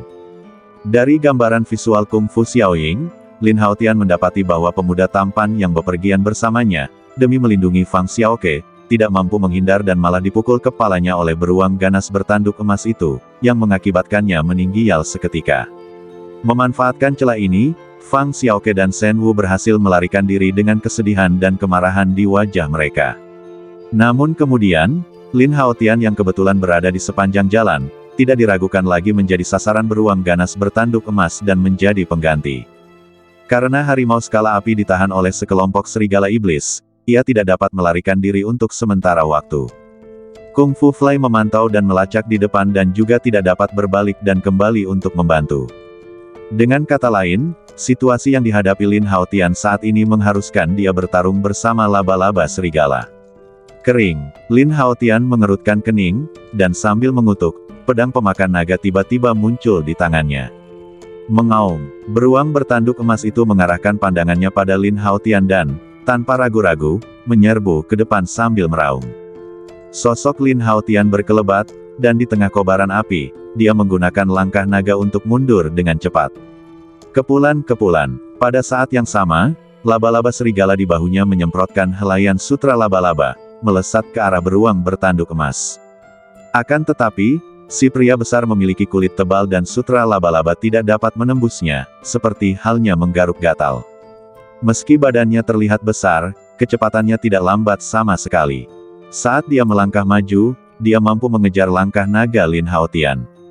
Lin Haotian tidak dapat menahan diri untuk tidak terkejut mendengar hal ini. Panggilan, tepat saat Lin Haotian masih terkejut, beruang ganas bertanduk emas itu telah mengayunkan telapak tangannya yang besar, disertai hembusan angin yang kencang, dan menamparkan kepalanya dengan keras. Kepala pemuda tampan itu hancur berkeping-keping dalam sekejap oleh kaki beruang itu. Bisa dibayangkan, kalau sampai kena telapak tangan ini, akibatnya akan mengerikan sekali. Pada saat itu, Lin Haotian tidak berani menahan diri sama sekali. Dengan pikirannya, dia segera mengaktifkan dua bentuk pertarungan, yakni transformasi kera dan transformasi naga. Seketika auranya melonjak dan dia mengangkat pedang pemakan naga dengan kuat, mencoba menghalangi kaki beruang yang hendak menyerangnya. Wah, cakar beruang itu mengenai pedang patah berwarna hitam pekat itu, dan suara berat pun langsung terdengar. Lin Haotian hanya merasakan suatu kekuatan dahsyat mengalir ke lengannya, menyebabkan otot dan tulangnya menjadi mahtai rasa dan nyeri. Kalau itu pedang besi biasa, mungkin pedang itu akan hancur dalam sekejap karena kekuatan dahsyat dari telapak tangan beruang ganas bertanduk emas itu. Namun, sebagai pedang patah yang menyegel jiwa naga jahat, ia dapat disebut sebagai senjata ilahi. Pada tingkat itu, hampir tidak bisa dihancurkan. Bila pedang yang tajam bahkan memotong kaki raksasa beruang bertanduk emas itu, meninggalkan luka berdarah yang begitu dalam hingga tulangnya terlihat. Lin Haotian mengambil kesempatan ini, meraih pedang patah itu dan menariknya dengan kuat. Tertawa, seketika darah panas muncrat, kaki beruang bertanduk emas terpotong menjadi dua. Mengaum, beruang bertanduk emas itu meraung kesakitan, membuka mulut besarnya yang penuh gigi tajam, dan menggigit Lin Haotian. Namun, pada saat kritis, laba-laba serigala menyemprotkan kepompong sutra, yang langsung menyebar menjadi jaring dan menutupi wajah beruang bertanduk emas. Racun di layar sutra tiba-tiba mengeluarkan efek korosif yang kuat, membakar wajah besar beruang bertanduk emas. Sementara beruang bertanduk emas itu meraung dan berteriak dengan marah, laba-laba serigala sudah menerkamnya, bergantung pada sutra laba-laba dan menggigit luka di kaki beruang itu. Seketika racun memahteikan keluar dari kedua taringnya. Di bawah erosi racun yang memahteikan, badan besar beruang bertanduk emas itu bergetar dan matanya tiba-tiba menjadi linglung. Namun, kekuatan tempur laba-laba serigala jelas sedikit lebih lemah daripada beruang bertanduk emas. Selain itu, badannya yang terakhir sangat besar dan jumlah racunnya yang memahteikan tentu sulit untuk membunuhnya. 9 jimat untuk ditekan. Memanfaatkan kesempatan ini, Lin Haotian segera mengerahkan kekuatan spiritualnya untuk memasukkan pedang pemakan naga ke tangannya. Wus-wus. Saat pedang patah itu bergetar, 9 cahaya rune bersinar terang. Seketika, Lin Haotian mengayunkan pedangnya, dan dengan kekuatan pedang yang tajam, dia tiba-tiba menghantam ke arah beruang ganas bertanduk emas. Pada saat itu, 9 energi pedang rune dengan energi yang berbeda-beda semuanya membombardir beruang itu, menyebabkan fluktuasi kekuatan spiritual yang mengerikan. Bang bang bang, hanya terdengar beberapa ledakan, kemudian badan beruang ganas bertanduk emas itu terlihat bersimbah darah. Secara khusus, lubang darah seukuran mangkuk muncul di posisi jantung di dadanya, dan darah mengalir keluar. Cedera ini saja sudah cukup untuk menyebabkan dia menderita pukulan yang mematikan. Beruang bertanduk emas itu mengeluarkan raungan enggan, lalu jatuh langsung ke tanah, tak bergerak. Untuk mencegah beruang bertanduk emas berpura-pura mati, Lin Haotian meminta laba-laba serigala untuk mengaktifkan mode silumannya, merangkak mendekatinya, dan menusukkan ekornya yang tajam ke kepalanya. Seperti yang diharapkan, saat ekor tajam itu menusuk kepala, beruang bertanduk emas yang tadi tidak bergerak, tiba-tiba menjerit. Dengan kepalanya yang tertusuk laba-laba serigala dan terkikis oleh racun, dia pasti mati kali ini. Tetapi saya melihat badannya yang besar tergeletak di tanah, bergetar hebat, dan setelah beberapa kali menarik napas, ia benar-benar kehilangan tanda-tanda kehidupan. Sungguh sayang jika daging beruang berkualitas tinggi seperti itu terbuang sia-sia. Melihat mahiat beruang di depannya, Lin Haotian mendesah dalam hati. Karena bisa tarantula, daging beruang secara alami tidak dapat dimakan. Namun, ada sesuatu yang bernilai. Lin Haotian menggunakan pedang pemakan naga di tangannya untuk langsung membelah kepala beruang itu dan mengeluarkan inti binatang dari dalamnya. Inti binatang ini seukuran kepalan tangan, dengan noda darah di permukaannya, namun tetap saja tidak dapat menyembunyikan rune yang terbentuk secara alami pada inti binatang tersebut. Samar-samar, ia memancarkan cahaya kuning muda, ajaib dan misterius. Inilah perbedaan terbesar antara Warcraft dan binatang buas biasa. Ia memiliki inti binatang rune bawaan yang dapat menyerap energi spiritual langit dan bumi dan terus berevolusi dan menjadi lebih kuat. Semakin tinggi level binatang ajaib, semakin kuat dan murni energi yang terkandung di intinya. Xiao Bai, ini untukmu. Lin Haotian melemparkannya ke belakangnya dengan santai. Xiao Bai pun mengerti dan langsung melompat, membuka mulutnya, meraih inti binatang itu dan langsung menelannya. Saat inti binatang memasuki perutnya, gelombang energi tiba-tiba meledak dalam badan Xiao Bai. Jika inti binatang ajaib tingkat rendah ditelan oleh binatang ajaib tingkat tinggi ini, ia tidak akan mampu menahan besarnya energi yang terkandung di dalamnya dan mungkin akan meledak dan mati di tempat. Akan tetapi, karena Xiao Bai adalah binatang buas kuno yang ganas, kera unicorn, inti binatang buas tingkat ini tidak diragukan lagi merupakan tonik yang hebat untuknya. Mengaum, untuk sesaat, saat energi kuat itu beredar dan terserap ke dalam badannya, Xiao Bai tak dapat menahan diri untuk tidak mengeluarkan raungan kegirangan. Saat raungan itu terdengar, badannya mulai mengalami perubahan yang menakjubkan. Tetapi saya melihat bahwa rambut putih halus itu rontok dengan cepat, dan lapisan rambut putih baru tumbuh, yang masing-masing sekeras jarum baja. Badan monyet yang awalnya kurus kini menjadi jauh lebih tinggi dan memiliki garis otot yang kuat. Bentuknya saat ini tampaknya penuh dengan kekuatan yang dahsyat. Dan sepasang mata binatang merahnya juga menunjukkan perubahan halus. Pupil matanya yang berwarna merah tua sebenarnya memiliki sedikit garis keemasan, dan ada sedikit kekerasan di matanya. Tidak sulit untuk melihat bahwa seiring Xiao Bai tumbuh dengan menyerap inti binatang tingkat tinggi, garis keturunan binatang buas kuno di badannya berangsur-angsur terbangun. Jika dan ketika ia sepenuhnya bertransformasi ke tahap pertumbuhan, darah binatang buas itu akan meletus sepenuhnya.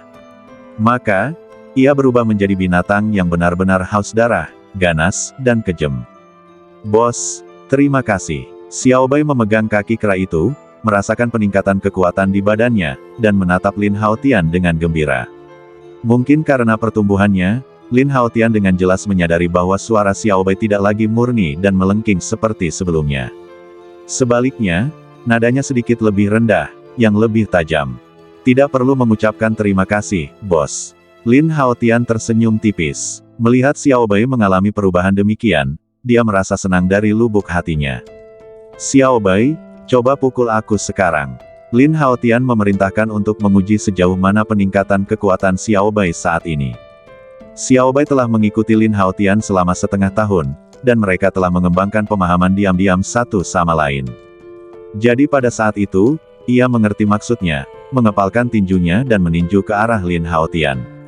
Angin kencang yang bertiup kencang membuat udara mengeluarkan suara menderu tajam. Lin Haotian saat ini berada dalam bentuk pertarungan seperti naga. Dia tidak takut sama sekali dan menggenggam tinju kera itu. Wah, ketika kepalan tangan dan telapak tangan saling bersentuhan, terdengarlah suara tumpul. Lin Haotian terkejut dan merasakan suatu kekuatan dahsyat mengalir ke badannya dari telapak tangannya. Perasaan kaget akibat kekuatan semacam itu sangat mirip dengan yang dirasakan oleh beruang ganas bertanduk emas tadi. Terlebih lagi, tingkat serangan ini sudah sebanding dengan binatang ajaib level 7. Sungguh evolusi yang hebat. Lin Haotian tidak dapat menahan diri untuk tidak terkejut. Jelas, dia tidak menyangka bahwa Xiao Bai hanya menelan inti binatang tingkat 7 dan sepenuhnya mengubah dan menyerap energi di dalamnya. Bagaimana jika menelan inti binatang monster tingkat ke-8 atau bahkan ke-9? Bukankah mungkin untuk mencapai kekuatan setingkat Warcraft? Memikirkan hal ini, hati Lin Haotian dipenuhi dengan emosi. Warisan garis keturunan binatang buas purba memang luar biasa. Namun, kekuatan monster tingkat 8 sangatlah ganas dan mengerikan.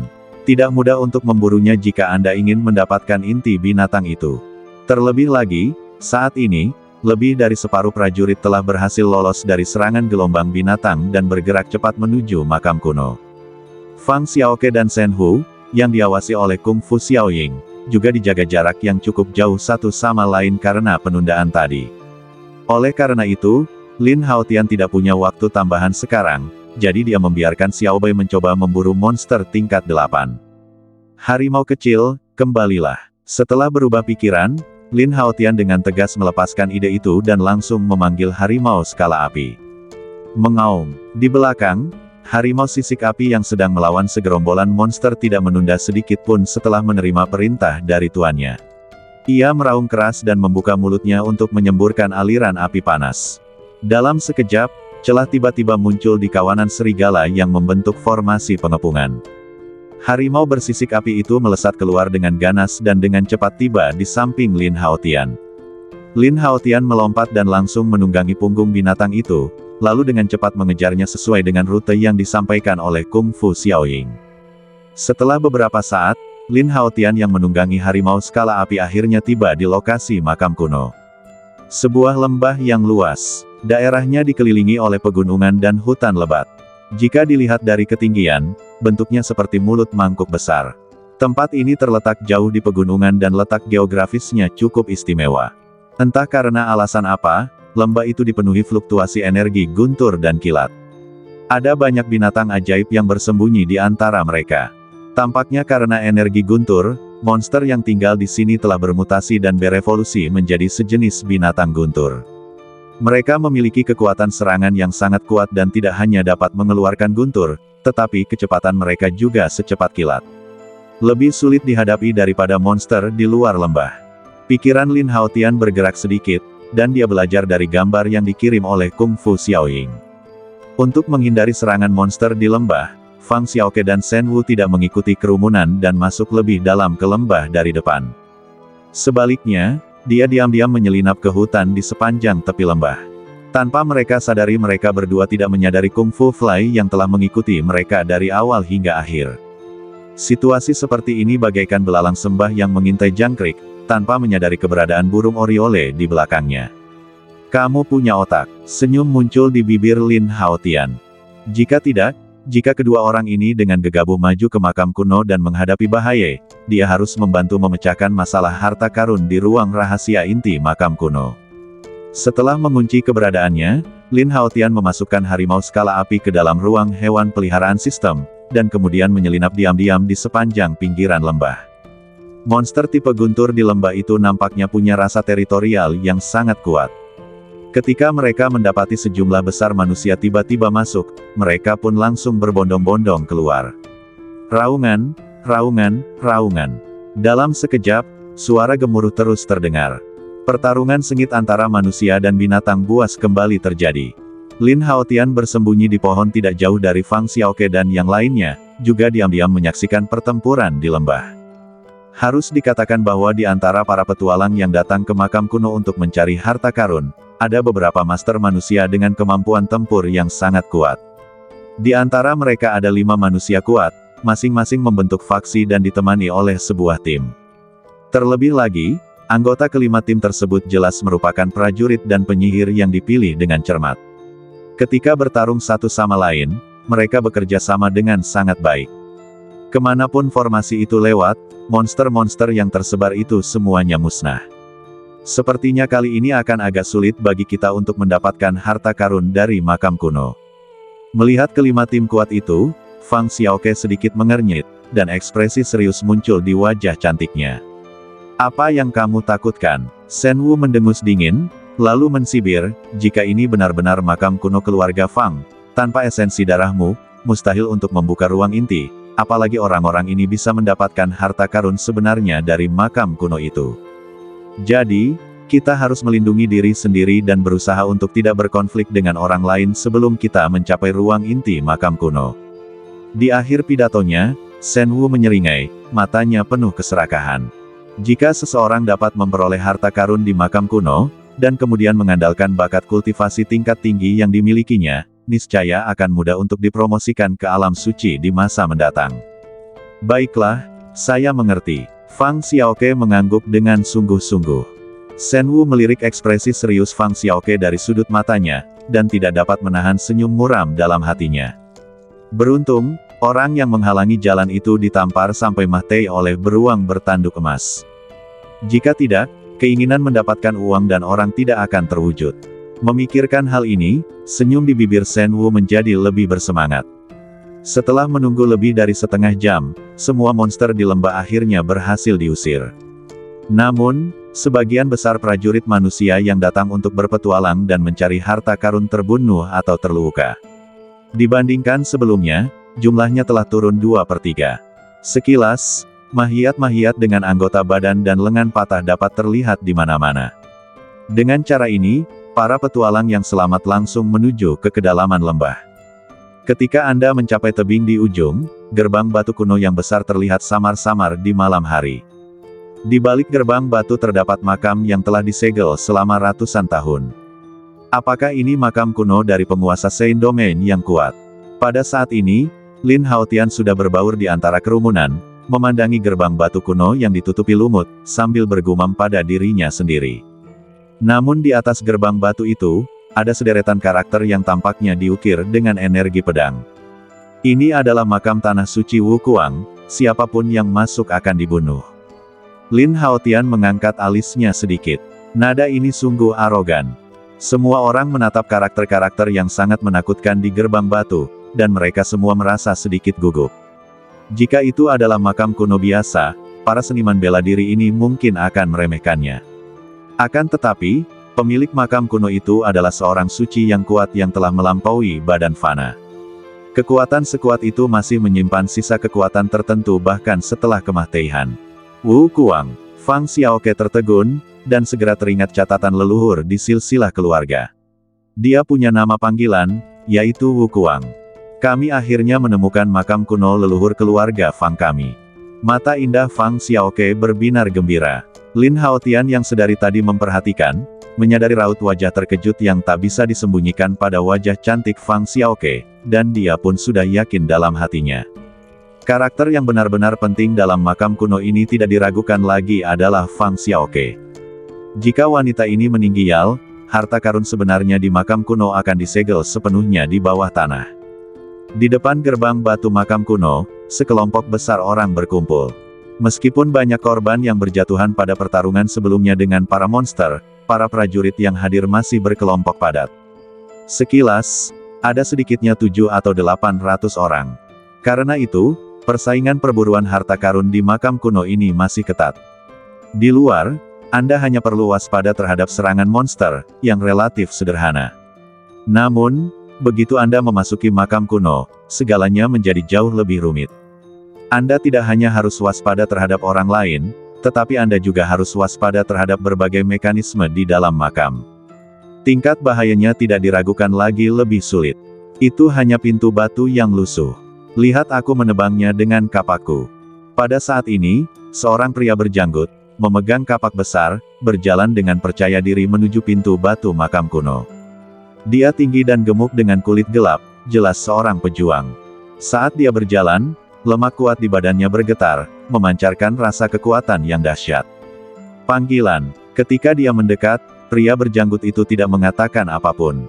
Tiba-tiba dia mengayunkan kapak besarnya, menimbulkan hembusan angin kencang dan menghantamkannya keras ke gerbang batu. Ledakan. Tiba-tiba, suara berat terdengar.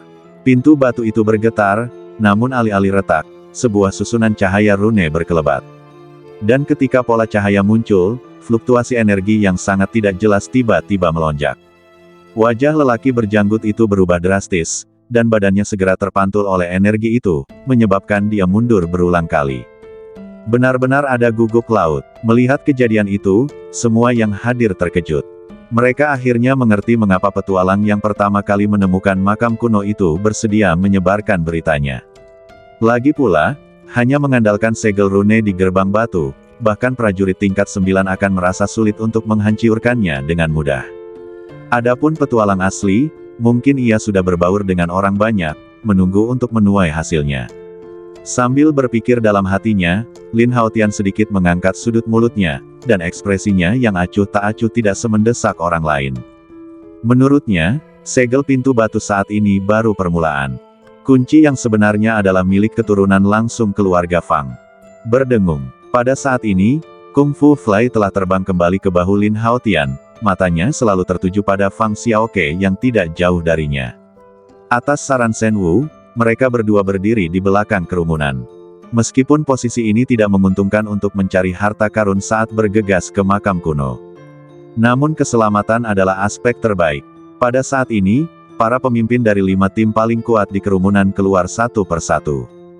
Melihat lebih dekat, Lin Haotian bisa melihat beberapa totem atau lencana yang menandai beberapa kekuatan dari pakaian mereka. Orang-orang ini tidak berasal dari dinasti, tentara, atau akademi manapun. Sebaliknya, mereka adalah kelompok tentara bayaran terkenal, kekuatan keluarga seni bela diri kuno, dan anggota sekolah seni bela diri. Mereka adalah sekolah seni bela diri Elang Langit, sekolah seni bela diri Pedang Gila, keluarga Ma, keluarga Long, dan kelompok tentara bayaran Bulu Emas. Meskipun pengaruhnya tidak sekuat keluarga kerajaan dan lembaga akademis, ia juga menghasilkan banyak orang berbakat. Kelima pemimpin tim lebih tua dan kekuatan mereka berada di level prajurit tingkat 8. Dia dapat dianggap sebagai salah satu prajurit teratas yang datang ke makam kuno untuk mencari harta karun. Haha, karena semua orang sudah ada di sini, mari kita bekerja sama untuk menghancurkan segel pintu masuk makam kuno itu. Pembicaranya adalah pemilik sekolah seni bela diri Tianying, Xie Ying. Dia adalah seorang pria botak berusia 60-an dengan badan sedikit bungkuk. Tetapi jari-jarinya luar biasa tebal, mungkin karena bertahun-tahun berlatih kung fu cakar elang. Adapun cara mendistribusikan harta karun di makam, itu semua tergantung pada kemampuanmu. Xie Ying menatap keempat pemimpin tim lainnya dengan mata tajam dan tertawa serak. Tidak masalah, keempat ketua tim itu tampaknya mengenal lelaki tua botak itu, dan mereka tidak banyak bicara, tetapi mengangguk setuju. Adapun para prajurit lain yang hadir, mungkin karena mereka merupakan kelompok yang lemah, mereka semua dengan bijaksana tetap diam. Saya cuma berharap saat pintu masuk makam kuno itu terbuka, saya bisa mendapatkan kesempatan darinya. Karena kalian semua punya tujuan yang sama, aku tidak akan membuang waktu lagi. Ayo kita bekerja sama untuk mendobrak pintu batu ini. Setelah dia selesai berbicara, aura kuat dari lelaki tua botak itu tiba-tiba menyebar. Dia pun langsung mengambil alih pimpinan. Kedua telapak tangannya membentuk cakar elang, cahaya hijau memancar, dan kekuatan spiritual dahsyat terkondensasi menjadi bayangan elang hijau di hadapannya, dengan momentum yang dahsyat. Kekuatan spiritual mulai terbentuk. Melihat hal itu, para prajurit di sekitar tercengang. Kekuatan spiritual yang terbentuk hanya dapat dicapai dengan mempraktikkan teknik tingkat bumi. Kekuatan serangannya jauh lebih kuat dari seni bela diri biasa. Pada saat ini, para pemimpin keempat kekuatan lainnya juga menampilkan seni bela diri masing-masing. Saat energi spiritual yang kuat melonjak, bentuk energi seni bela diri yang dia latih juga memadat, memancarkan fluktuasi yang mendebarkan jantung. Demi mendapat bagian, para prajurit di barisan belakang berinisiatif menyerang. Satu demi satu serangan bela diri melesat ke arah gerbang batu makam kuno dengan kekuatan yang mengerikan. Bang bang bang bang. Untuk sesaat, suara pemboman hebat terus terdengar di lembah. Bos, aku akan naik dan membantu juga. Melihat sebagian besar orang yang hadir menawarkan bantuan, Xiao Bei menyarankan dengan bersemangat. Pada saat ini, tingginya hampir setinggi bahu Lin Haotian. Setelah mengenakan pakaian, jika wajahnya tidak terekspos, ia tampak seperti remaja saja. Tidak perlu, lihat saja. Lin Haotian menggelengkan kepalanya, tampak puas. Terlebih lagi, bahkan jika dia tidak mengambil tindakan, begitu pintu masuk makam kuno terbuka, saya khawatir semua orang akan bergegas masuk untuk mencari harta karun. Bagaimana saya bisa punya waktu untuk peduli pada orang yang tidak berkontribusi? Begitu saja, Lin Haotian berdiri di belakang kerumunan dengan ekspresi nyaman di wajahnya, dengan sabar menunggu gerbang batu diledakkan. Deng, deng, deng. Ratusan prajurit menyerang pada saat yang sama. Serangan yang intensif dan dahsyat itu menyebabkan gerbang batu bergetar hebat, dan cahaya formasi rune pun meredup dengan cepat. Setelah beberapa saat, retakan mulai tampak pada pintu batu yang sekeras gunung itu. Ketika menyadari hal ini, tatapan semua orang tiba-tiba menjadi fanatik dan serangan mereka menjadi lebih ganas. Bang! Kemudian, dengan gelombang pemboman lainnya, gerbang batu itu akhirnya runtuh seluruhnya dengan suara ledakan yang keras. Segelnya rusiak. Melihat pemandangan ini, wajah semua orang tiba-tiba menunjukkan kegembiraan dan tidak bisa menahan sorak-sorai. Akan tetapi, para anggota perguruan bela diri Elang Langit dan pasukan lain yang berdiri di garis depan, raut wajah mereka berubah serius, dan sebaliknya mereka semua berhamburan dan mundur.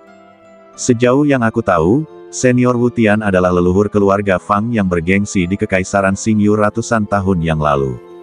Xie Ying menatap pintu gerbang batu dengan waspada, dan berkata dengan tenang, dia bukan hanya seorang ahli bela diri, tetapi juga memiliki bakat tinggi dalam seni memurnikan boneka jimat. Jadi kukira, mungkin ada penjaga boneka jimat di makam kuno ini, jadi kalian sebaiknya berhati-hati. Mendengar ini, semua anggota sekolah seni bela diri Tianying mengangguk dengan waspada. Apa yang disebut boneka Fu sebenarnya adalah mesin tempur yang tidak bernyawa. Di benua langit, master boneka jimat dianggap sebagai tipe prajurit yang relatif khusus. Karena kemampuan bela diri mereka sendiri tidak cukup baik, mereka menyempurnakan boneka jimat untuk meningkatkan kekuatan mereka. Selain itu, boneka Fu tidak merasakan sakit atau lelah. Selama ia memiliki cukup energi, ia dapat terus bertarung sampai mati. Cih, makam kuno itu sudah ada selama ratusan tahun. Kalaupun benar-benar ada boneka jimat, pasti sudah berkarat sejak lama. Lelaki gemuk berjanggut yang pertama kali menyerang gerbang batu itu keluar sambil membawa kapak besar dan mensibir dengan nada jijik. Karena kamu takut mati, aku pergi dulu, haha. Sambil berbicara, dia tertawa tanpa rasa takut, lalu bergegas menuju pintu masuk makam kuno. Melihat seseorang tiba lebih dulu, para prajurit di sekitar menjadi gugup dan mulai bersiap untuk bergerak. Tak lama kemudian, puluhan pendekar yang akhirnya tak dapat menahan keserakahan pun menyerbu menuju pintu masuk makam kuno itu. Dalam sekejap mata, mereka menghilang ke dalam lorong gelap. Mengaum. Namun, saat orang-orang itu bergegas masuk ke pintu masuk makam kuno, tiba-tiba terdengar suara gemuruh yang dahsyat dari dalam. Segera setelah itu, jeritan melengking terdengar satu demi satu. Makam kuno ini, sesungguhnya tidak sesederhana itu. Karena perubahan yang tiba-tiba itu, pupil semua orang tiba-tiba mengecil, dan mereka tidak dapat menahan diri untuk tidak berterima kasih kepada diri mereka sendiri karena tidak bersikap impulsif tadi. Wus-wus. Untuk sesaat, para prajurit yang hadir mundur dengan cepat seperti burung yang ketakutan, dan badan mereka jatuh di batu-batu dan pepohonan di sekitarnya. Melihat Fang Xiaoke bersembunyi tidak jauh di bawah perlindungan Shen Wu, Lin Haotian secara alami mengikutinya. Hah, itu dia. Mata Shen Wu sedikit menggelap, dan dia menatap pakaian Lin Haotian dengan heran. Dia jelas-jelas mengenalinya. Kemarin saat dia berada di pinggiran pegunungan, pakaian misterius Lin Haotian dan selusin mahiat meninggalkan kesan mendalam padanya. Namun situasi di lapangan saat itu sedang tegang dan massa pun berhamburan dan bersembunyi. Shen Wu tidak curiga bahwa Lin Haotian punya niat bersembunyi bersama mereka. Ada monster, lari, lari. Aduh, aduh. Saat para prajurit di luar mundur, puluhan sosok bergegas keluar dari lorong gelap di pintu masuk makam kuno. Mereka berlarian dengan panik, wajah mereka dipenuhi ketakutan.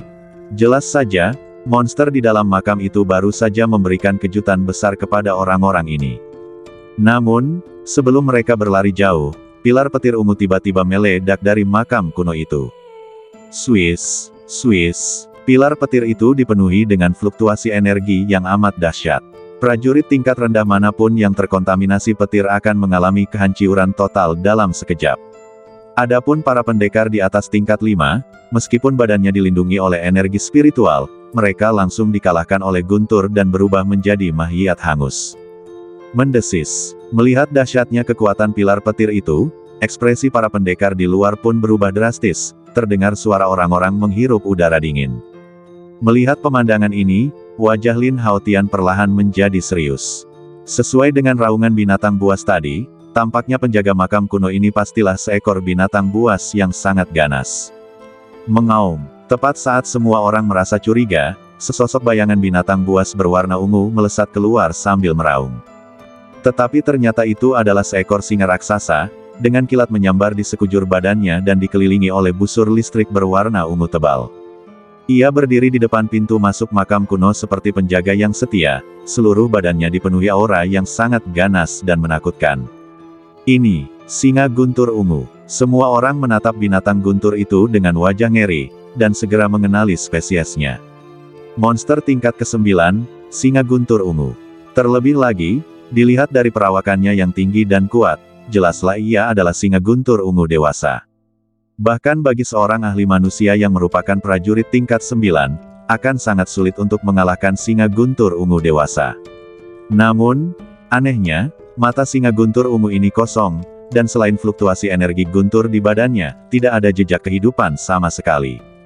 Dan cakar pada anggota badannya tidak terbuat dari daging dan darah, tetapi cakar tajam yang terbuat dari logam. Mungkinkah ini boneka binatang jimat? Xie Ying dan yang lainnya, yang sangat berpengetahuan, tiba-tiba menyipitkan mata mereka dan memperhatikan petunjuk dari singa gila guntur ungu ini. Sesuai dugaanku, memang ada binatang Fukui di makam kuno senior Wukuang. Senyum muncul di bibir Xie Ying, seolah dia merasa sedikit bangga dengan pengalamannya yang kaya. Tetapi kebanggaan ini membuatnya merasa sangat tertekan saat ini. Boneka jimat yang dimurnikan oleh binatang ajaib tingkat 9 lebih ganas dan sulit dihadapi daripada binatang ajaib yang hidup.